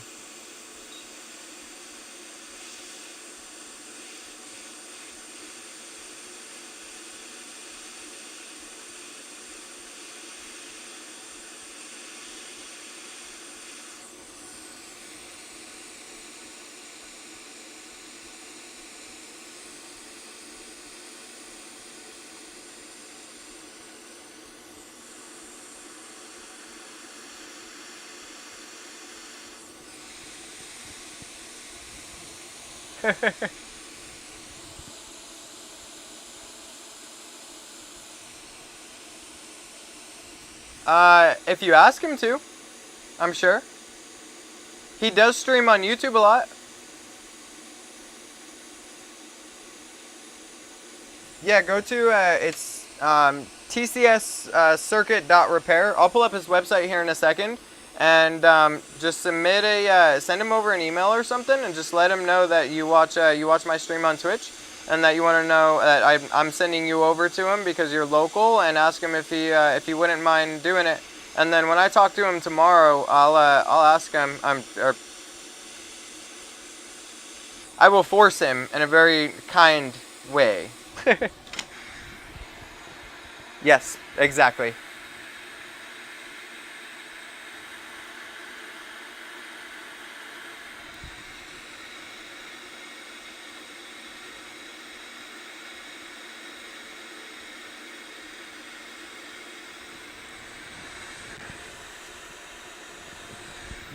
Always good fun. But yeah, so I mean, and look, like this was blind, not blind. This was a educated blind guess, I guess you could say. I replaced these because it looked like it had been messed with before. Underneath right, this here is where the pads were completely corroded, and I had to run these jumpers. And I couldn't tell. That's how I could tell that this thing had been ultrasonic, or at least cleaned deeply, because one tiny green speck on this guy right here was the only evidence that there was liquid, and after removing it, that's when I could really see all the liquids. So but this is also why it's so imperative that, it makes it a lot easier if people don't clean the boards. If this board had come to me initially, one, it would have gotten fixed a whole lot quicker. There would have been no fucking around with that SMC, nothing like that. We would have gotten this thing fixed because we could see where the corrosion was and follow, it gives you really, really good hints. So let's toss this bad boy into the enclosure and get it to boot, and make sure that it really is not rebooting. And green speck told me that there was water damage there. It was a tiny speck of corrosion. And so most water damaged boards are repairable. They can very well be fixed. MacBook motherboard repairs are repairable. Let me rephrase that. A lot of iPhones and stuff like that, the boards are just not as robust. It can't handle what a MacBook can. Those traces being burned out underneath that chip would really would fuck a phone. And so liquid damage on a phone is, we don't offer liquid damage phone repair. We offer liquid damage data recovery. If we open it up and there's minor liquid damage, right? And then at that point, I mean, there are exceptions that can be made to any rule. But for the most part, if it's liquid damage, we don't look at phones for repair. But MacBooks are almost always viable for repair after liquid damage. So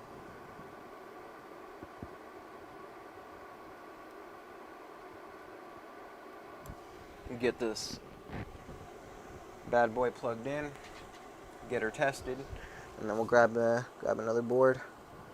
Client will be happy.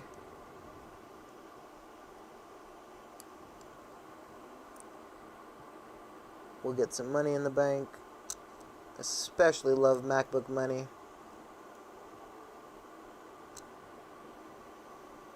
MacBook money go burr.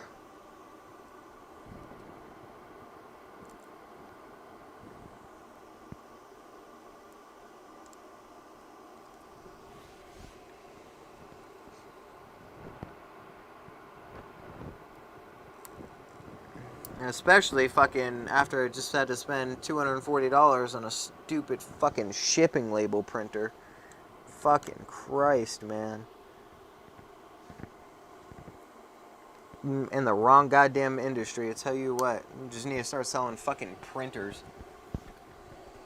$240. It's one of the Dymo Label Writer 4XL. It's for the 4x6 shipping labels.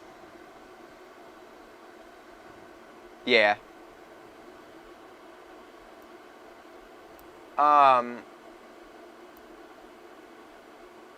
Not really. So yeah, yes and no. So liquid, when it hits boards, right, it can really fuck up a lot of shit. And one drop on a few drops of liquid on a motherboard is it's like a skipping a rock in the ocean. A few drops of water on on an iPhone is like skipping a fucking rock in your pool, right? It's much more compact.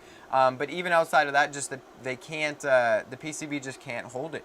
It can't handle the damage. More things go bad, and then that's honestly that is the biggest thing. Is it can't handle the liquid damage. It can't handle power issues and things like that afterwards. And then on top of that, the other big thing is that a lot of Apple or iPhone components are underfilled on Apple motherboards now, on iPhone motherboards, and that it can make a real nightmare to try and fix them.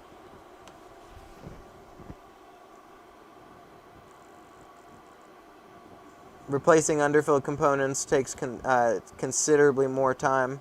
And we do them, no problem.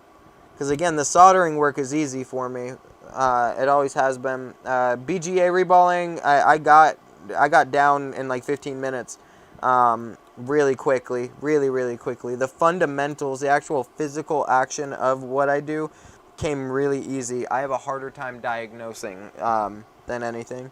I'm an idiot.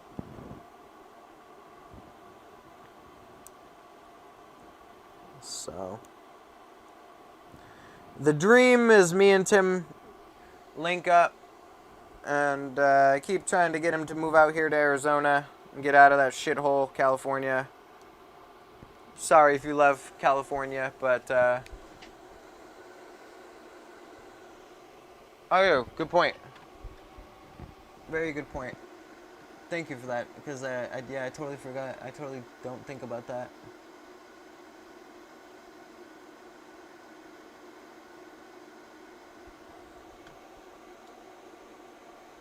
And that explains why I see streamers do that as well. Okay, that makes a lot of sense. Because sometimes I'll see people, when watching some of them, and I'm like, why is he repeating every question as he, and then answers it? And, well, that makes a lot of sense. See, I'm not smart, people. I'm an idiot. I just work really hard. That's it. I just work really hard.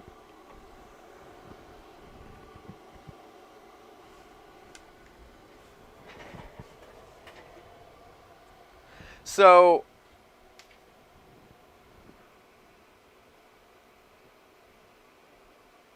man, why does she always do this?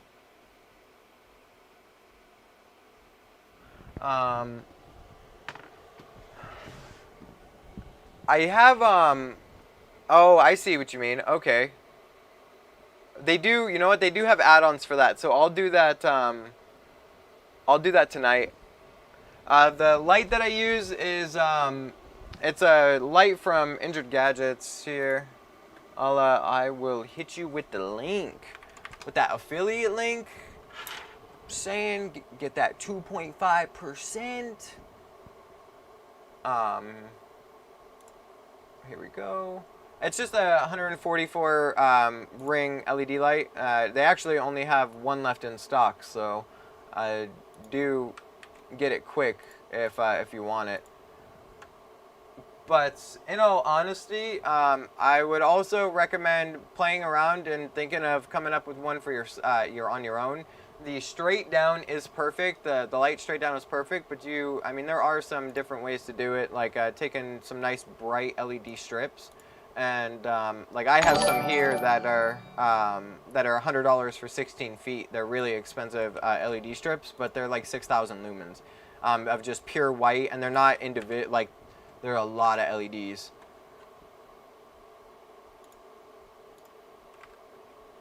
Oh, thanks, man. I really appreciate that. The support's been really awesome on Twitch.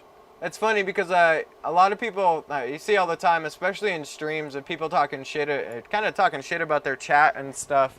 Oh, the chat's cancer and whatnot. And given, I don't have fucking 5,000 people in here chatting, so there is that. But the support on Twitch and stuff and from people in the industry has been really, really awesome, and it's really appreciated. It means a lot. It really means a lot. So we definitely are trying to work hard on trying to provide some good content, something. At least have some fun. So, but yeah, that's the LED light that I have for my microscope. You're able to see pretty well and the whole shebang. Now the other thing, so because it was the BIOS, right? We're gonna have to clean this ME region before this is getting mailed back to Michigan. So it's not like this is a local repair or anything like that. And I need to make sure that this is done well, done right. We don't want our customer to get frustrated or anything like that, or to have any sort of issues. So, let me see, I need to find this email. Why can't I find this fucking email? I hate the way this works. There we go. Because it's at the top.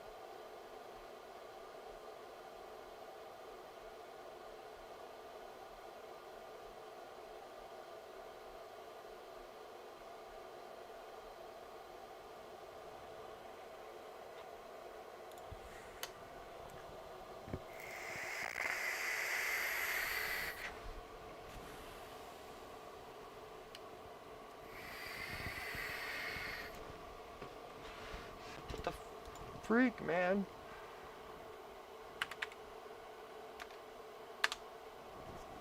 Oh my goodness.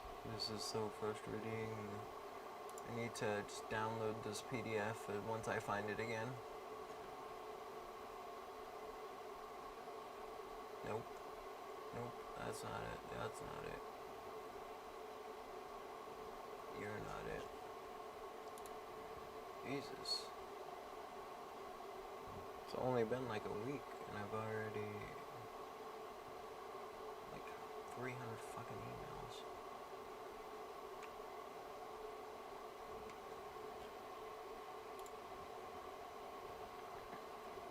Nope, thank you. There we go.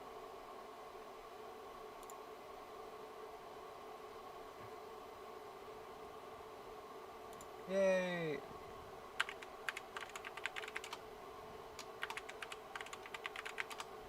Alright, so this is the version that I use. I'm gonna share my screen real quick.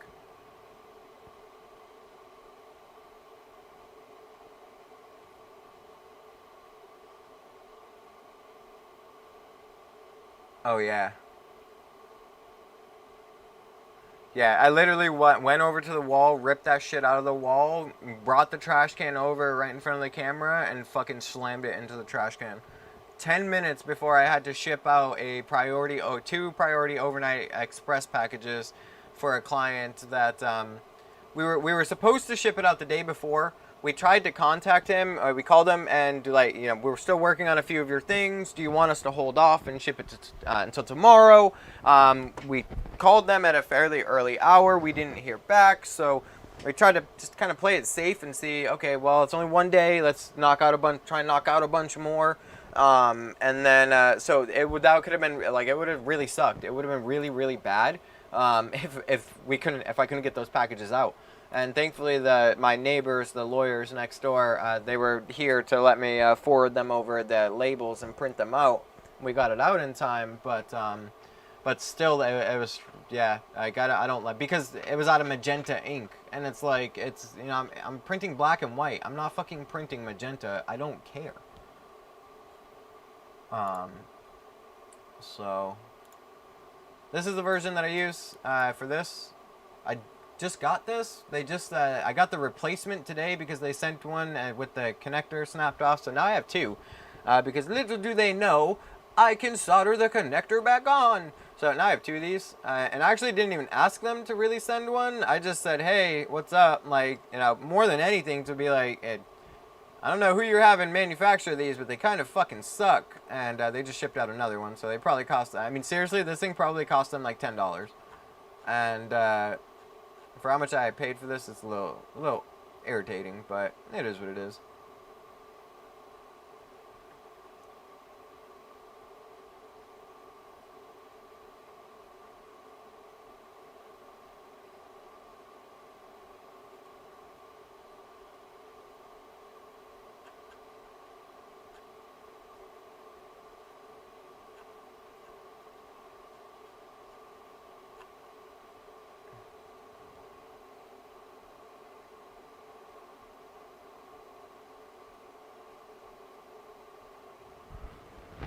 And this one is, this is the larger of the two.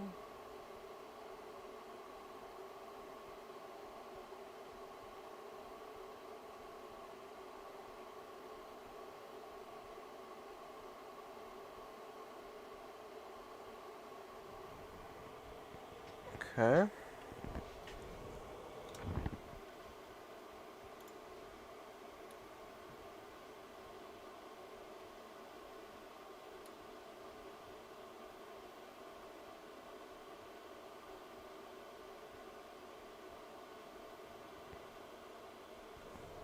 Alright.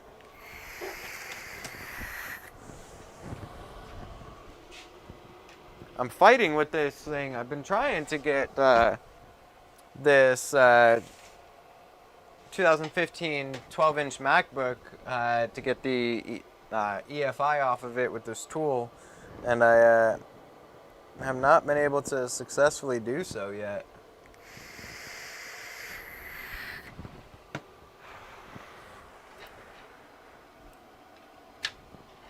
Okay, so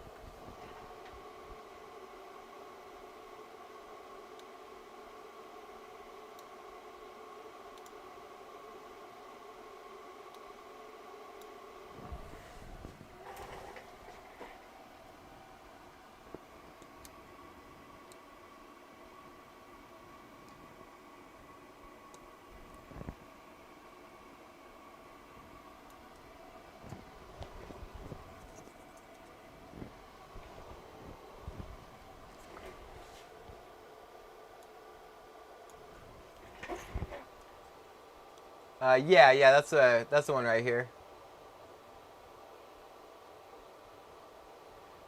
Oh man. Okay, so grossest thing would just kind of be the standard like piss. We had, oh my fucking god. We had one iPhone 8 Plus a couple weeks ago that this fucking phone, man. So it came to us from another shop for a back glass. Jacob opened up the phone and almost threw up immediately because the entire interior of the phone stunk like fucking cat piss. To a point that like an entire corner of my shop started to smell like fucking cat piss. It was so fucking disgusting. The best, most embarrassing moment was actually on a motherboard just like this one. It was a MacBook Air motherboard. And it was when I first started, and it is, man, it's so fucking embarrassing because I don't even understand how I did it. And I swear, like, I would, man, if I could go back and fucking beat the hell out of myself, I would. But I put an ISL 6259 where a LP8550 goes, and the LP8550 is the backlight driver on a MacBook Air. It is a BGA package, and the ISL 6259 is your PP bus generator, and it is a QFN package. And somehow I was so fucking retarded that I managed to put I was definitely a very embarrassing moment. For the longest time, only Tim Herman and I knew that too. But then his ass decided to share it in his stream, so I figure I'll share it in my stream too. But man, I don't like I am not an intelligent person. I am a fucking idiot. So, all right. Well, for me to have voltage there,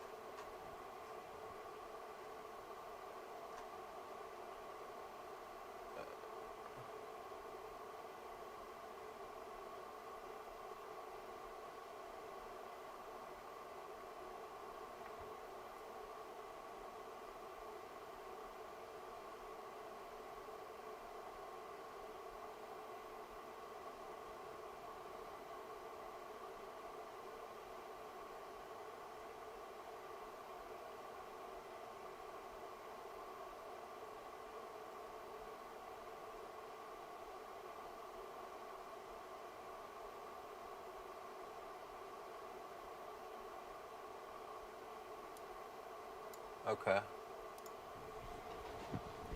Sorry, so like I said, I'm trying to really figure out how to use this thing because I haven't. I mean, this is hopefully we can do this right now, and this will be the first attempt at if it works, of it actually working. So we will see right now. But I want to make sure. I hope you guys are going to be able to see. You know what? Let's see. Can you see the LED on screen? Yeah, you can. Alright, as you can see red and stuff. So this thing here, we're supposed to be able to just press on this, push that down, right? So that's connected. Battery's disconnected.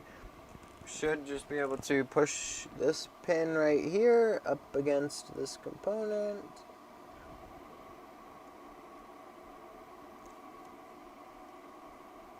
Be a lot easier to do this under the scope. So we'll probably do that next time.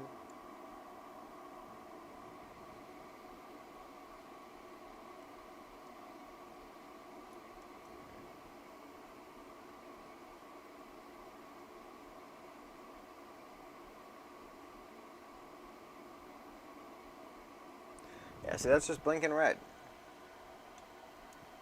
What the fuck, man?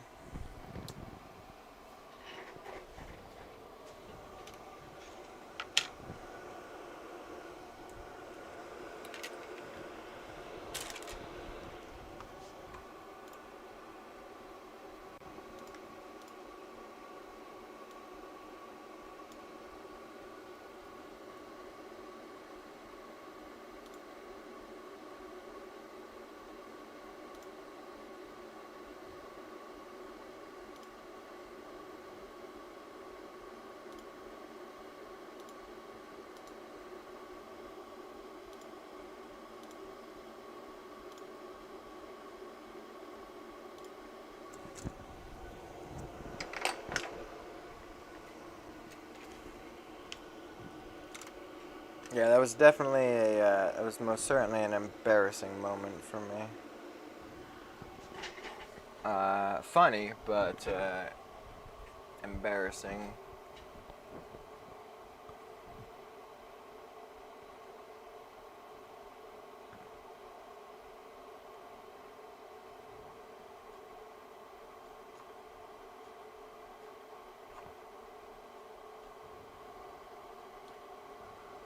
Okay, so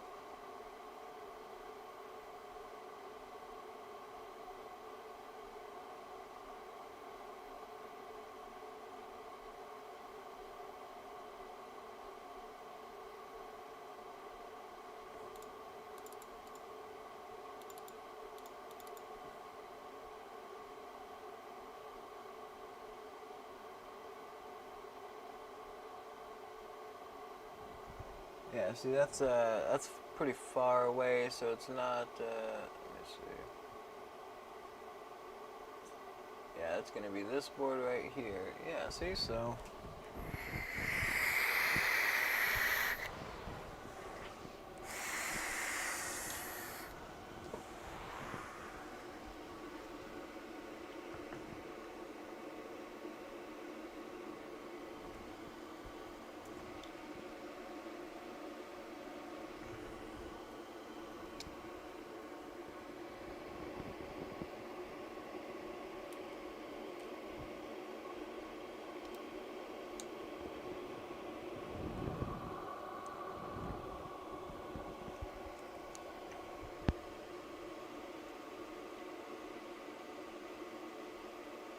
Oh, what the fuck?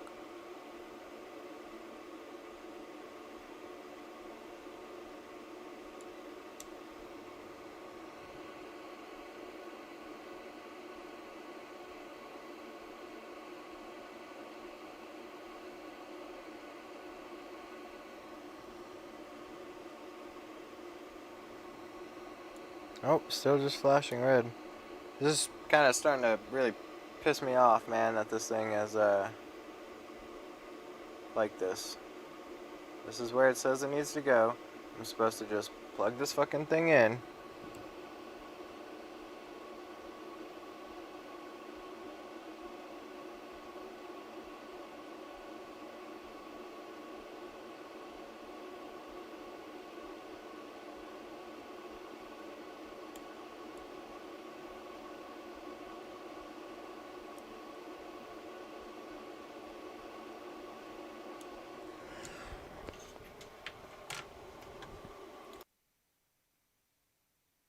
I mean, I guess I could be doing something wrong, I guess, but I mean, I don't really see how. I mean, it's not like this is incredibly complicated or anything. I mean,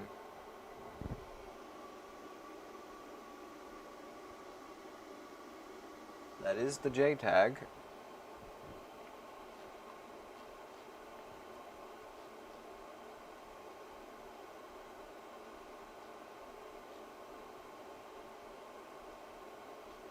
I mean, I guess I could always just pull it off, pull the board back out, and I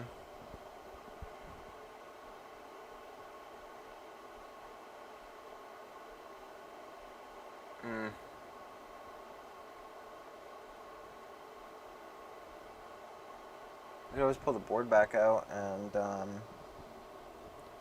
try it with the SPI or the actual little like gripper thing. I mean, I just don't like. You can't fuck this up. Like that's the thing. You can't fuck this up. So that's what I'm not quite understanding where the issue lies here. As okay, so we'll just pull the board and we'll try it that way then. I mean, I'll try it with this clip on the BIOS. So it'll only take me a second to pull the board back out. I didn't put any screws or anything in it.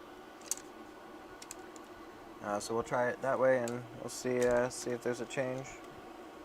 Hopefully it goes and works, because if not, I mean, I paid $300 for this fucking piece of shit tool, and it has been a very, very, very frustrating experience, to a point where, like, I'm tempted to just return them and tell them that I want my fucking money back. I've waited weeks. I've ordered these. They came from the UK. So I also had to pay an insane amount of shipping on them to get it here. And I mean, shipping wasn't super terrible. It was like $35. So honestly, I mean, not crazy. But with the conversion rate, it was like 212 euros after taxes and everything, and it converts over to like 298 US dollars. So, I mean, the price, right? It doesn't really. I mean, I'll make my money, so I'm not tripping. I'm supposed to make my money, but if it don't work, well, now I'm really frustrated as it's been a massive waste of time, and I've been offered other ones,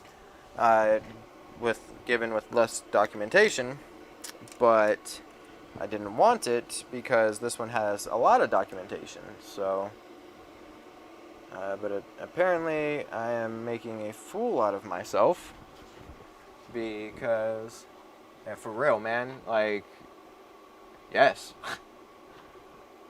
it's just dumb. This is really dumb.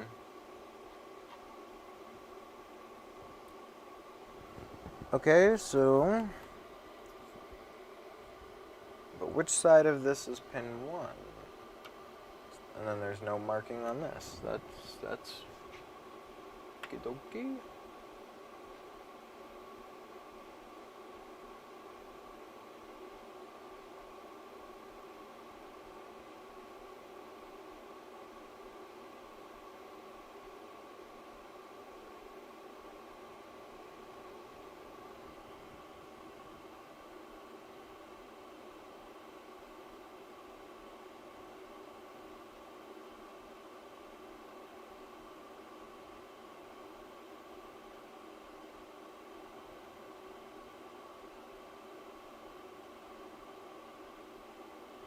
Actually, I don't even think I'm actually going to be able to do it this way.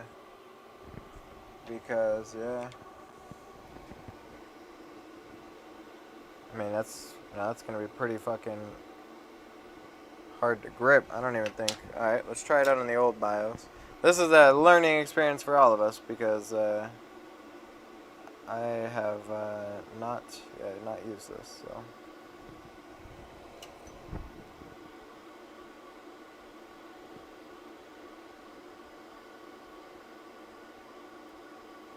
Would this work?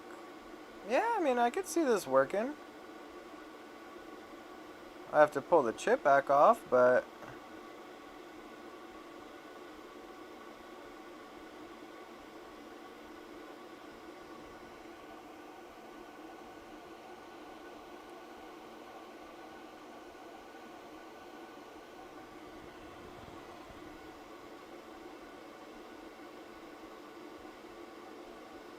let's see what this does on this BIOS.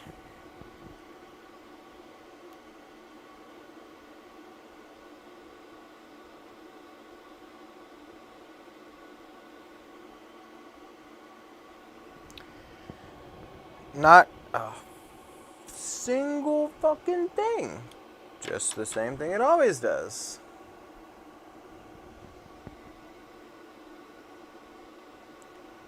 Oh boy.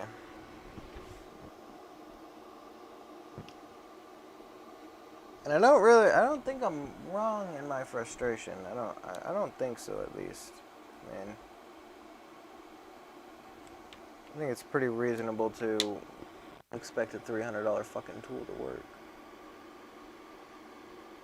And I am an idiot, but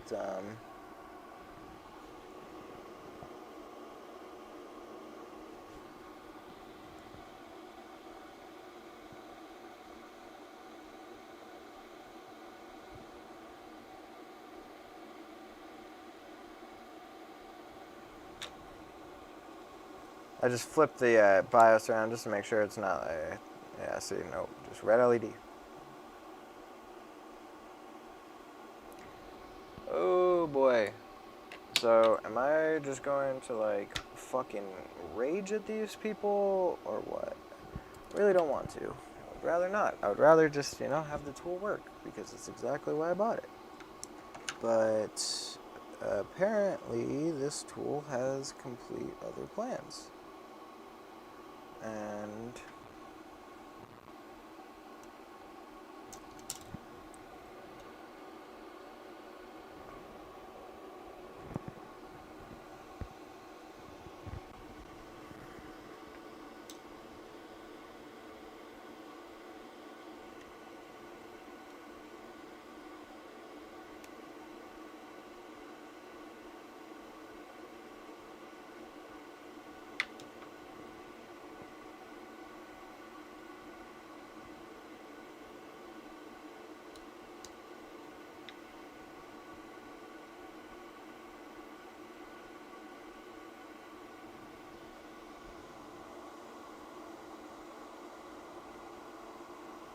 that's what I'm saying. And that's why it's like, man,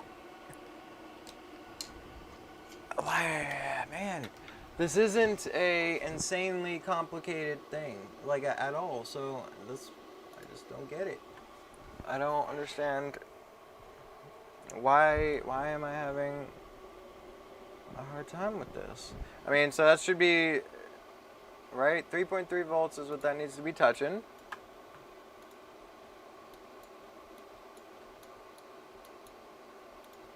Three v three. Ha! How funny. It was literally the rail that we had that we were having issues with earlier with the corrosion. So, you know what? Why don't I even just make sure that that's the case?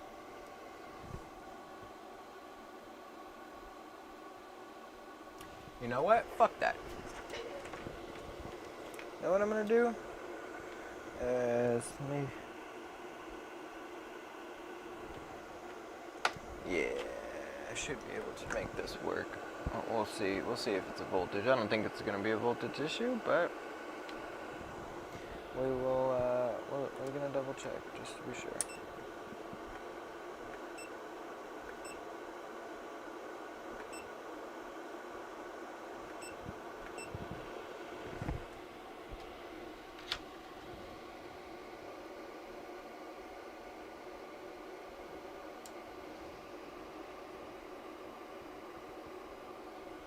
Yeah, I mean, it's probably me.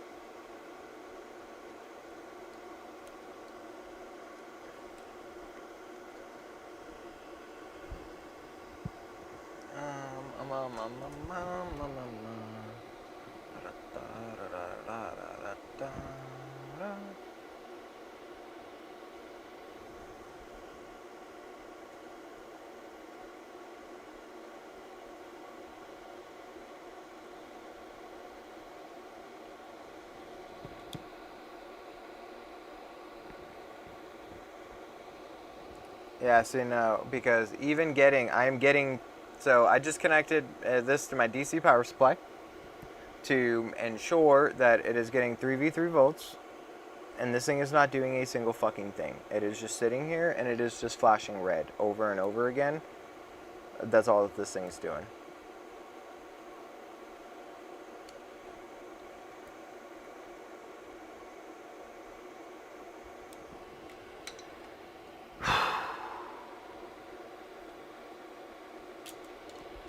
What are you gonna do, boys? What are we gonna do?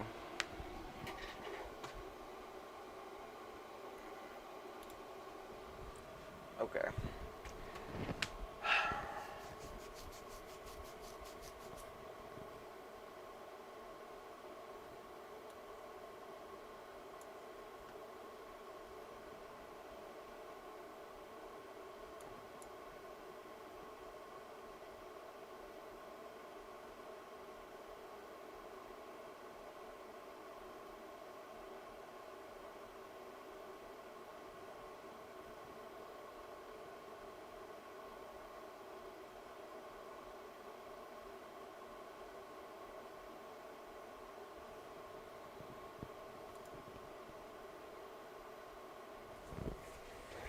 All right.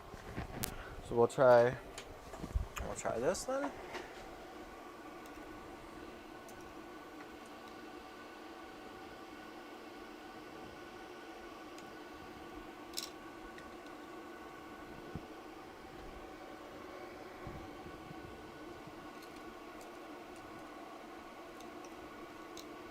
Maybe the thing is just retarded, and or they, I don't know. I don't know.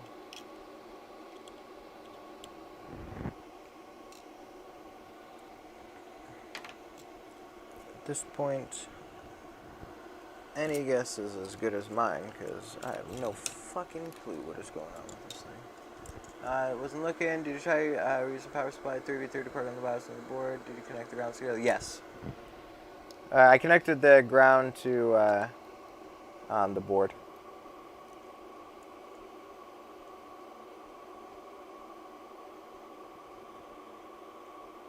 But you know what? I actually don't see that working, because now after reading this, right? So it looks like the 3v3 is supposed to turn the EFI on.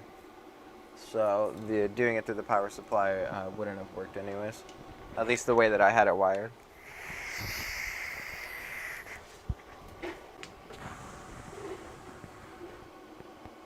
And so it's kind of, a lot of this is just ends up, it's just trial and error, trying to figure out how it works, and finally getting it to work once we figure it out.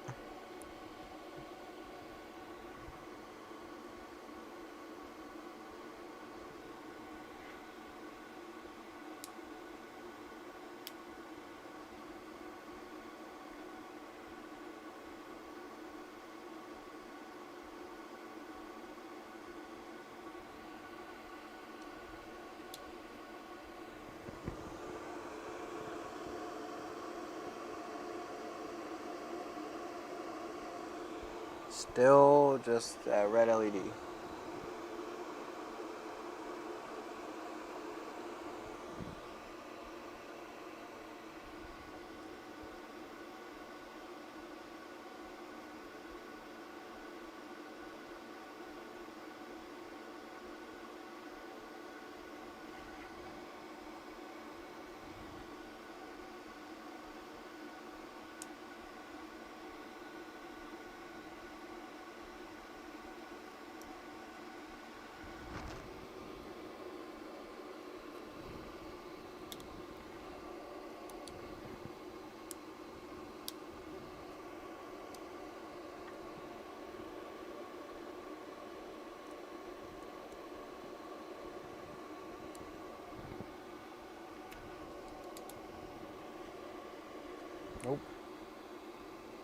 just red LED, red LED, red LED.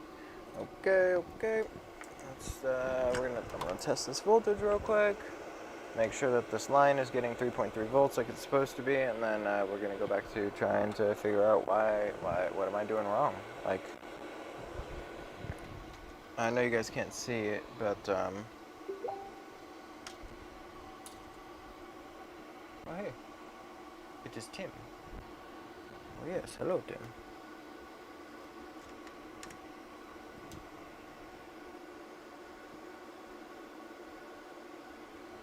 I am getting 3.3 at this line, so that's a for sure thing. 3.3 volts. So I mean, I'm following this instructions exactly how it's telling me to. I'm putting this thing exactly where it's telling me to, and it's not removing it. It's not doing it. And this is now 2 boards. This is not it's fucking 2 boards like this.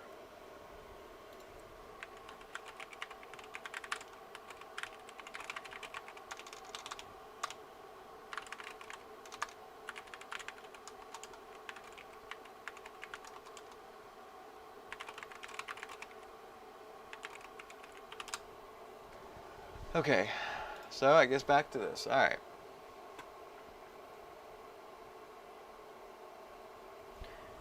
Check my batteries. Okay, I'll check the batteries in it. That's fine. It should be higher than 1.7 volts. Okay, I suppose.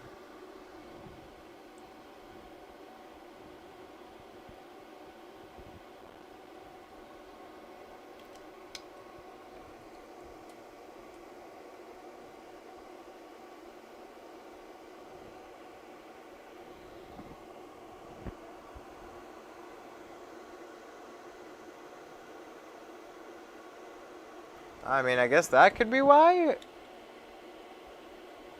I mean, that battery ain't 1.7 volts. Seriously? A fucking battery thing? I mean, I guess. 1.4. Alright, motherfuckers. Okay. So...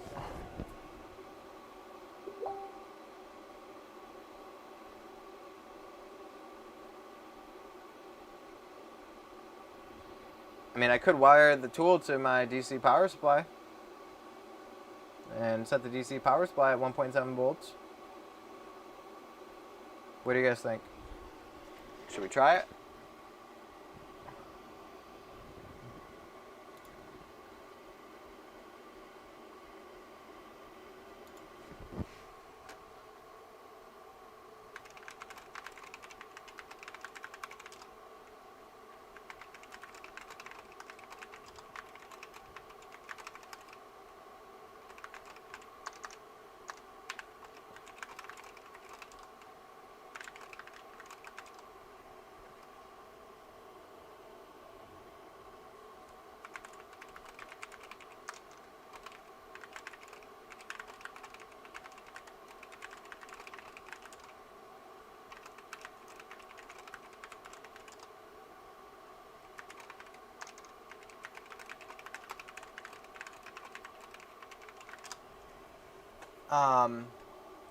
If you're, I don't know if you're still in the stream, C1 Spring, but I just talked to Tim and let him know that you might be contacting him and that you were curious to know if maybe he could fix your board on his stream or fix your MacBook on his stream, depending on what it is. So, all right. So what I'm gonna try doing real quick is doing this in the power supply. I'm gonna wire my probes up to the terminals and at 1.7 volts, and let's see if that. I mean, in this thing it does say that the batteries it has to be at 1.7 volts. I just measured these batteries and they're not at 1.7 volts. I don't even think these brand new fucking rechargeable batteries I have are gonna put out that. But what I'll do is I'll test them just to be sure. But I'm pretty sure that these are, yeah, these are 1.2 volts. So, okay. I mean, if that's the problem, fuck it. I don't give a fuck. And there's Tim. It's C1 Spring, Tim. If you scroll up, you'll be able to see it. Okay, so let's. So yeah, we're gonna try doing this. Her.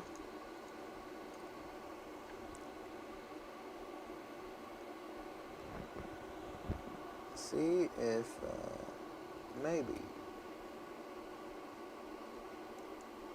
Just maybe.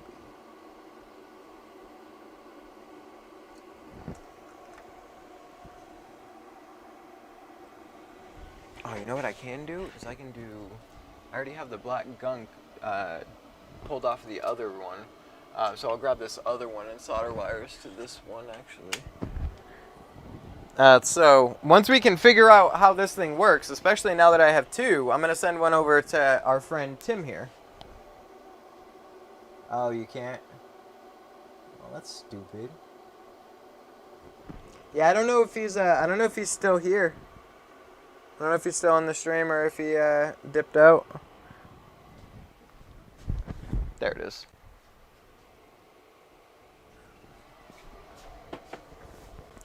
I do not know. They're saying that like these specific batteries, essentially, they're like some special lithium battery that apparently does put out 1.7 volts. It says 1.5, but then yeah, I don't know. Then they say 1.7.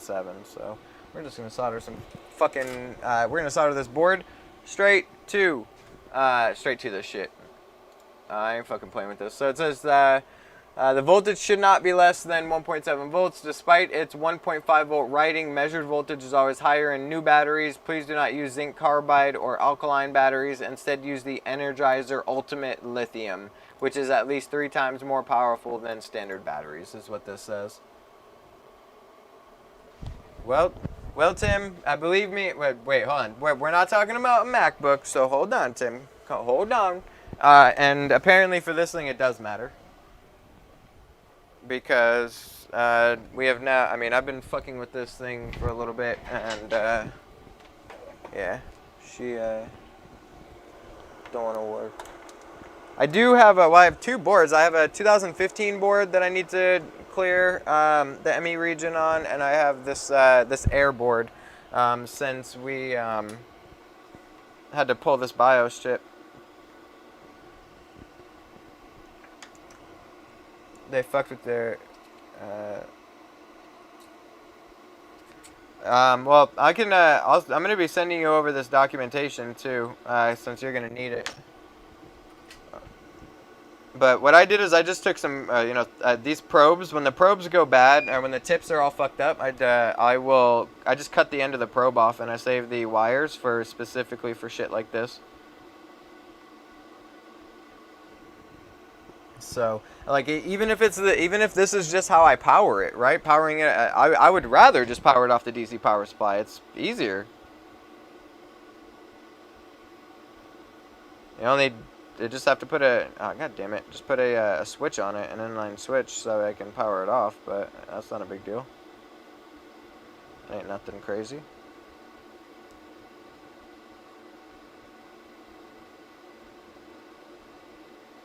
God fucking damn it. This board is so thin and has 0 weight to it. Stick. But yeah, Tim, that it was the BIOS chip is what it was.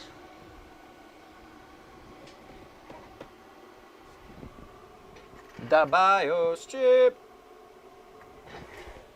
And I'm sitting here and I'm like I mean I even told I told the stream that like I'm kind of at a loss, and that I kind of that it was as a Hail Mary. I don't know what the fuck, such a weird issue, but I could tell, especially with the corrosion under U6101, that I mean It's either going to be the clock or the BIOS, and I replaced both of them. We confirmed that it fixed the issue.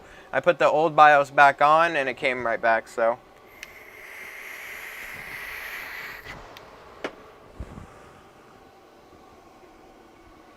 You think so?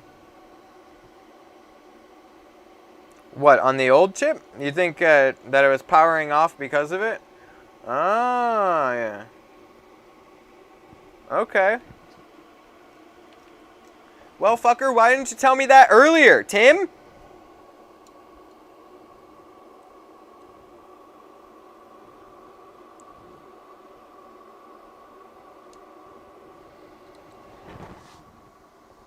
I didn't know that if you, Yeah, see, but at the same time, I mean, but I just pulled this this BIOS off of another board, and it's not randomly crashing. This fan was spinning for like a solid 2.5 minutes, 3 minutes before.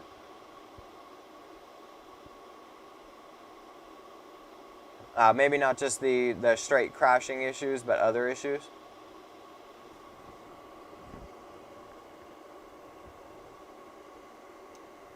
Are you at work?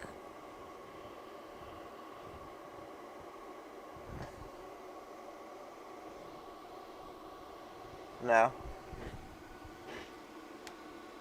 Well, why not, Tim?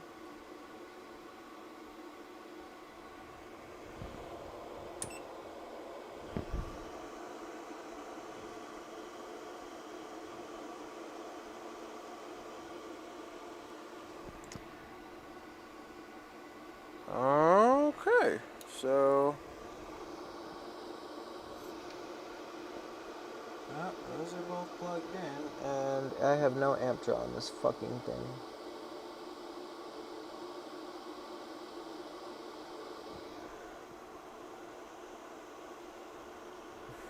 Oh yeah?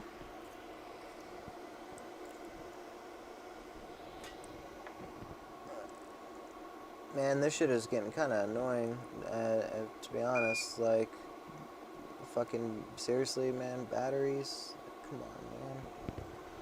I just want to fucking be done with this board. And tired of this board sitting here. I want to move on to a different board.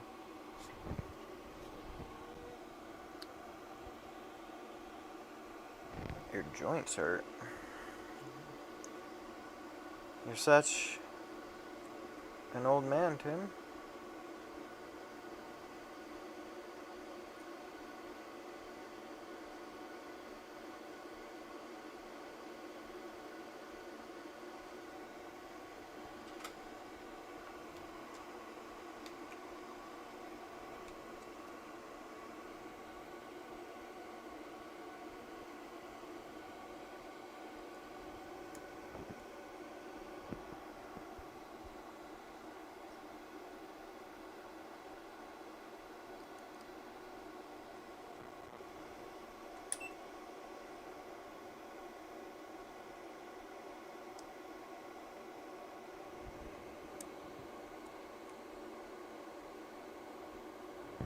Alright, well, apparently we can't power it off the DC power supply, as I'm getting absolutely zero current draw, no matter what.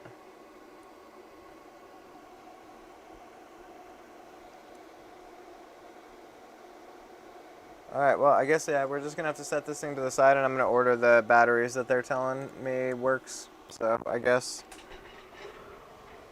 That's alright. At least we know the board itself is fixed. So we did get the board fixed, and I mean that's a positive. So let me just go to Amazon real quick and 1.7 volts. Think I should up it.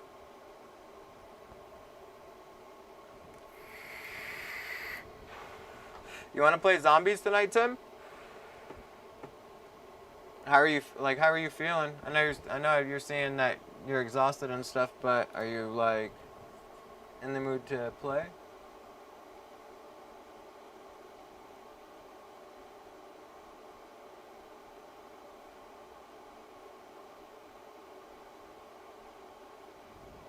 Alright.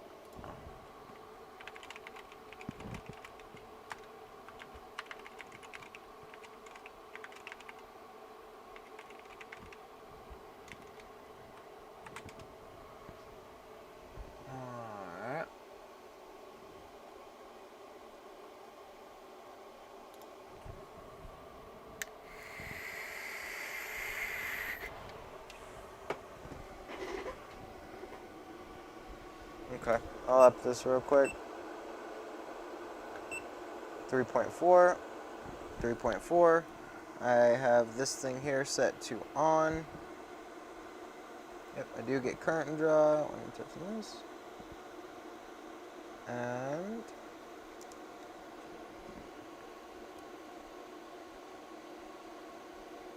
yep, you are correct. As pretty much usual.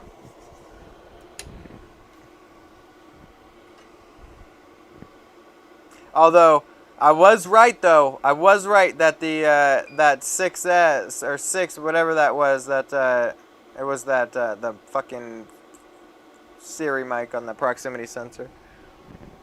I was right that time. But cool, that works. I mean, shit, I'd rather do it this way. I would 100% rather do this on the DC power supply than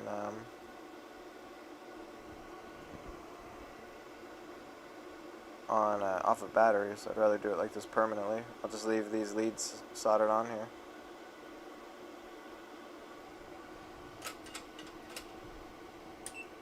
Yep, cool. Yeah, battery. So plug this in. Yeah. But oh, this is my other donor. Hold on, I need to put these donor boards away because I keep getting myself confused.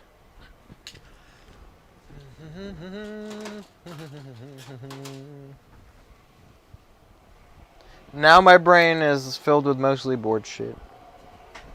Some board shit. A way better. Serious top. Yeah. The only so the big reason I knew that is because FaceTime is the top one, and it's because of that front-facing camera. That's how I knew it. Memorized it, whatever. Remembered. That's how I remembered.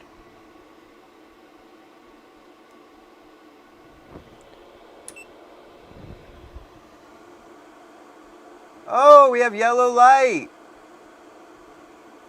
Holla fucking Luya. It does work. Woohoo!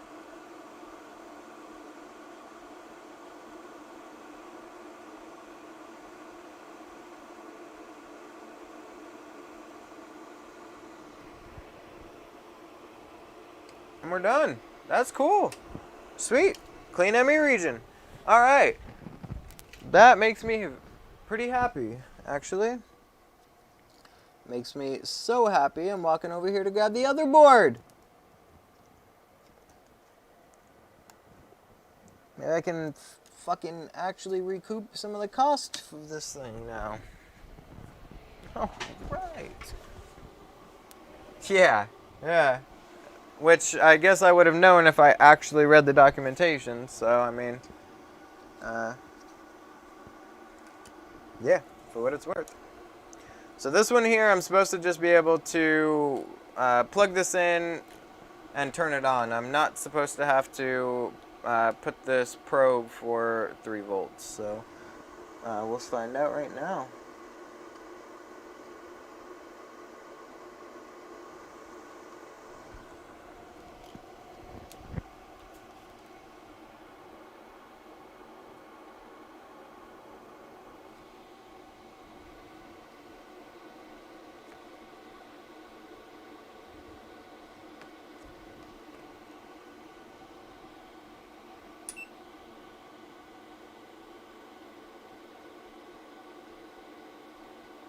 Nope.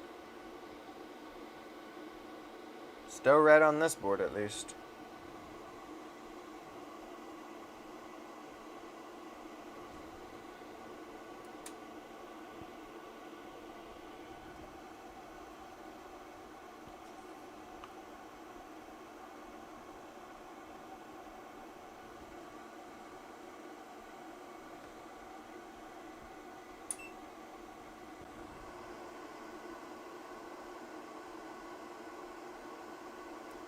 Oh, it's red. Yep, pretty much.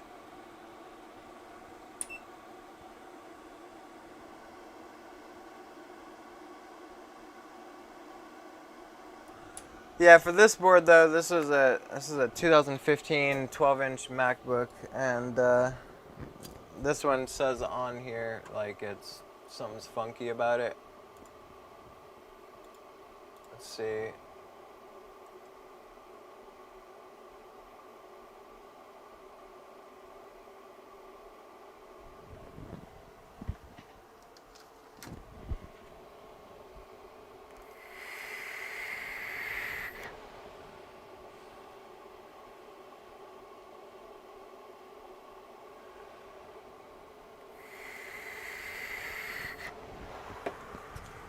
Or maybe I just have it connected wrong. I could have it connected wrong. Let's see. You know what? Yeah, I might have had it connected wrong because, yeah, I had it backwards, I think. That's alright. That's alright. We're gonna get through this. Yeah. Can only be.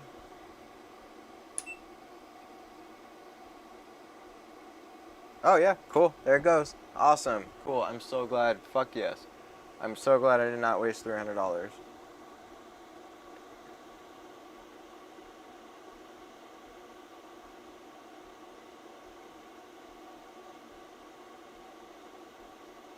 That's done. And clean area region. Awesome. Alright, so outside of some kind of poor manufacturing problems, this thing's actually this thing's pretty cool.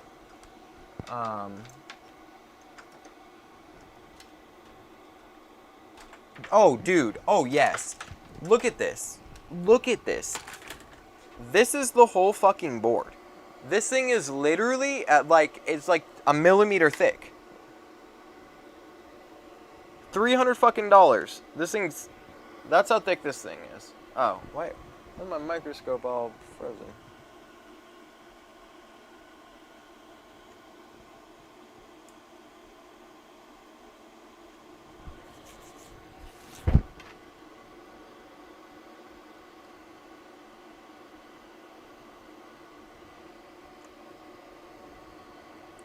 This is the whole fucking board. $300 for this. But I mean, it works. It works on all from 2010 to 2017. So, and I don't know. It's better than constantly buying BIOS chips.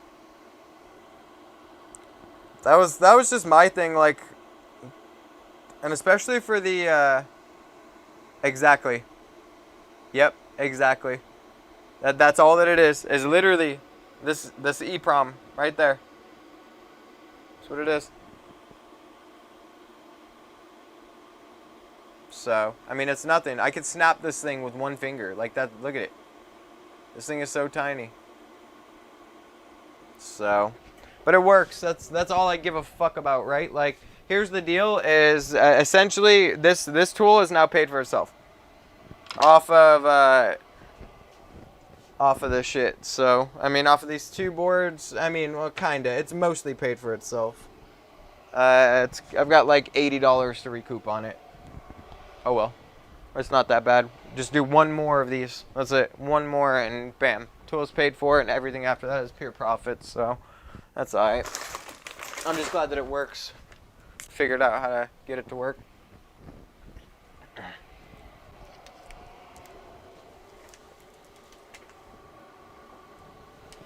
Super cheap, man. Well, and the thing is like this thing was like $130 on sale too. I thought $300 was bad. Like, man, imagine all the people who paid like $450 fucking dollars for it.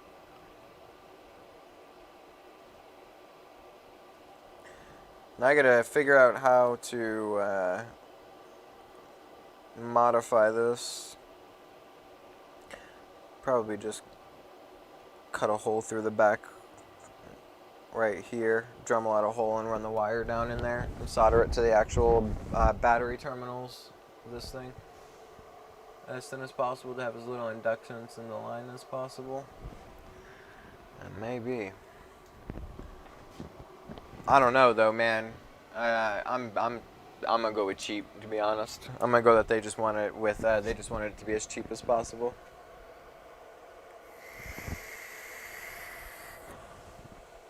That's a good idea.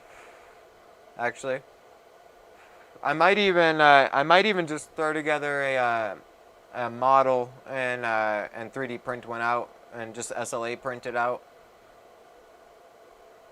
that accommodates banana clips or something. A little more robust solution. Yeah.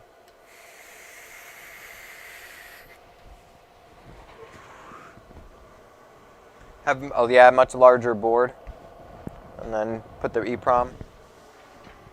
Yeah, for real. And actually, that'll give me a really good see, man. Yeah, I guess I could. The Eagle wants me to do a schematic before a board view, but that's okay. I can do it. All right, cool. So this board is good. It's done. Yeah, nothing. It has absolutely nothing. It's fucking insane. Okay. Which board is this? This board's a little weird as well, in the sense that so this board will boot up and post, but then it like turns on when it wants to turn on. This is a really strange board. Yeah, you know I have to do this board.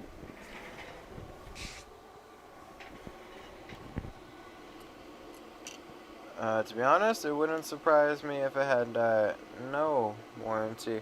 I thought that I had this board fixed too. That's a sad part. I thought that this here was a issue with the DCN.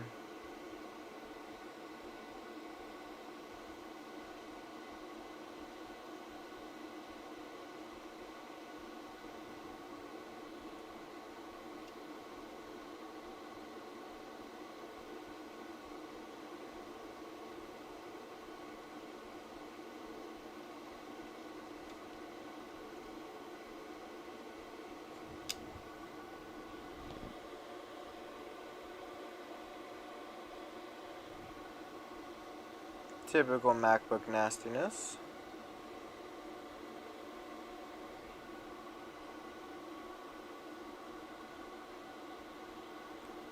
Typical MacBook nastiness.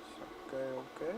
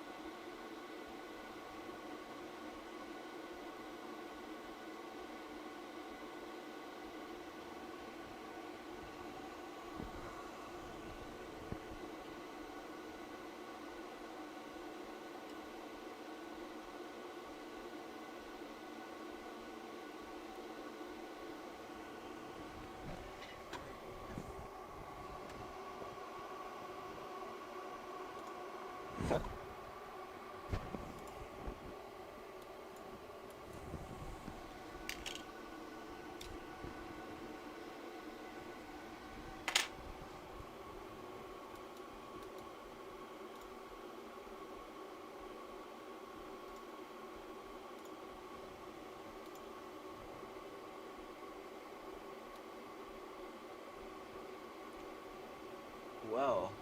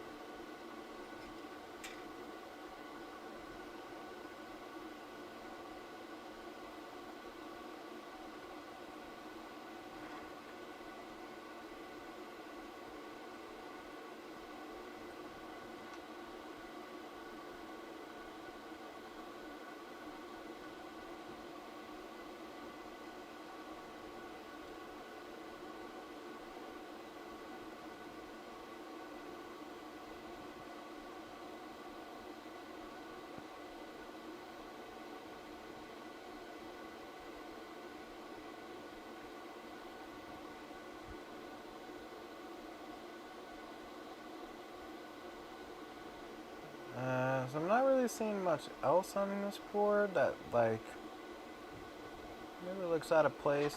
And there was that little dot of corrosion on that via, which is, like, that honestly 100% could cause that, literally, that one tiny little drop of fucking corrosion on that tiny little fucking via can take down an entire MacBook.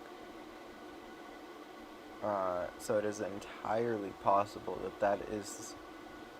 that was the problem. Won't know until we test it, but that's unlikely. But you never know, man, with these MacBooks.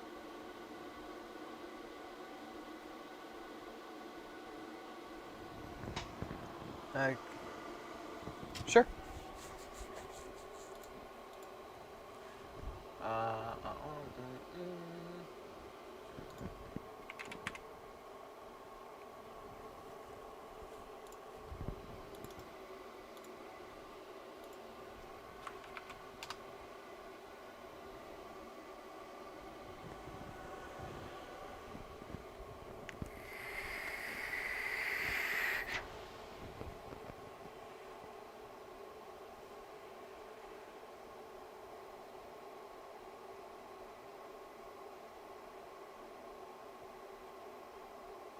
See, and the thing is like, as you go through and you read it, right, it just says requires 2 AA. It doesn't say anything here about anything. Oh yeah, no. Oh no. They do have some pretty interesting tools and stuff on on this site, though. I will say that. And I mean, at this point, like, look, for what it's worth, I received the first one of these. I received the first one with the connector off the board. I think that was, the box was really crushed. I think that was DHL. I don't think that was this company.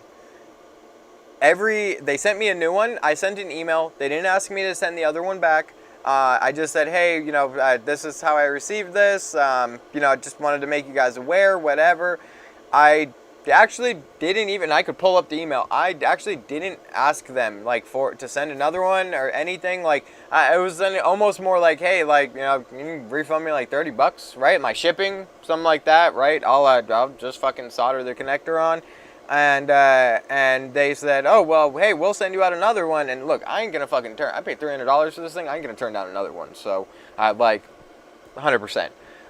They sent me out another one. So without asking for me to send this one back, nothing. And I mean, just soldered the connector on. The one that I just used was the one that we just did the unlock on that EFI is the first one that I received with the snapped off connector. It wasn't even the extra one. So, like, this company, for what it's worth, and if I had read the manual, I would have known that it was a battery issue, that I needed to be at a certain voltage and that whole thing. So that's on me.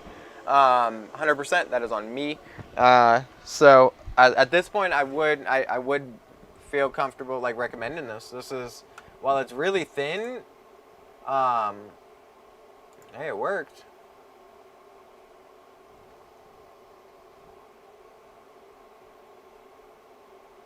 They have a bootable USB installer drive from Apple Mac OS System Recovery Kit. What the hell?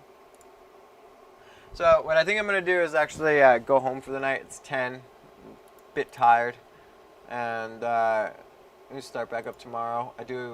Tomorrow is generally a people leave me alone day. So that'll be nice. It's funny that they are selling fucking pre-made USB sticks with the OS on them. Yeah, some pretty cool products on this website, to be honest.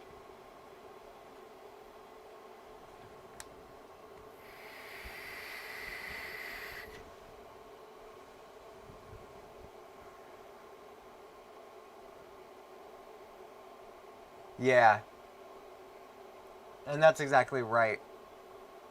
The thing is glued down to the inside of the top casing, so for what it's worth, and the fact that it does 2016s and 17s is really cool as well. Like, I like that.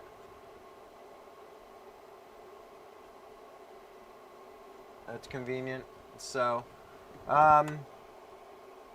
today was a bit of a weird day, just due to everything going on at the shop and stuff.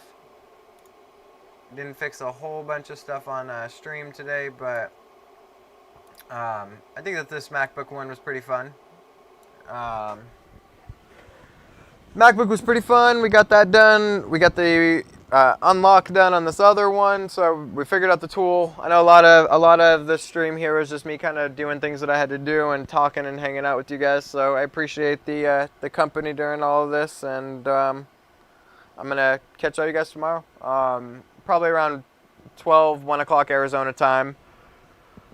2 to 3 Eastern, and what is it? 11 to noon Western. So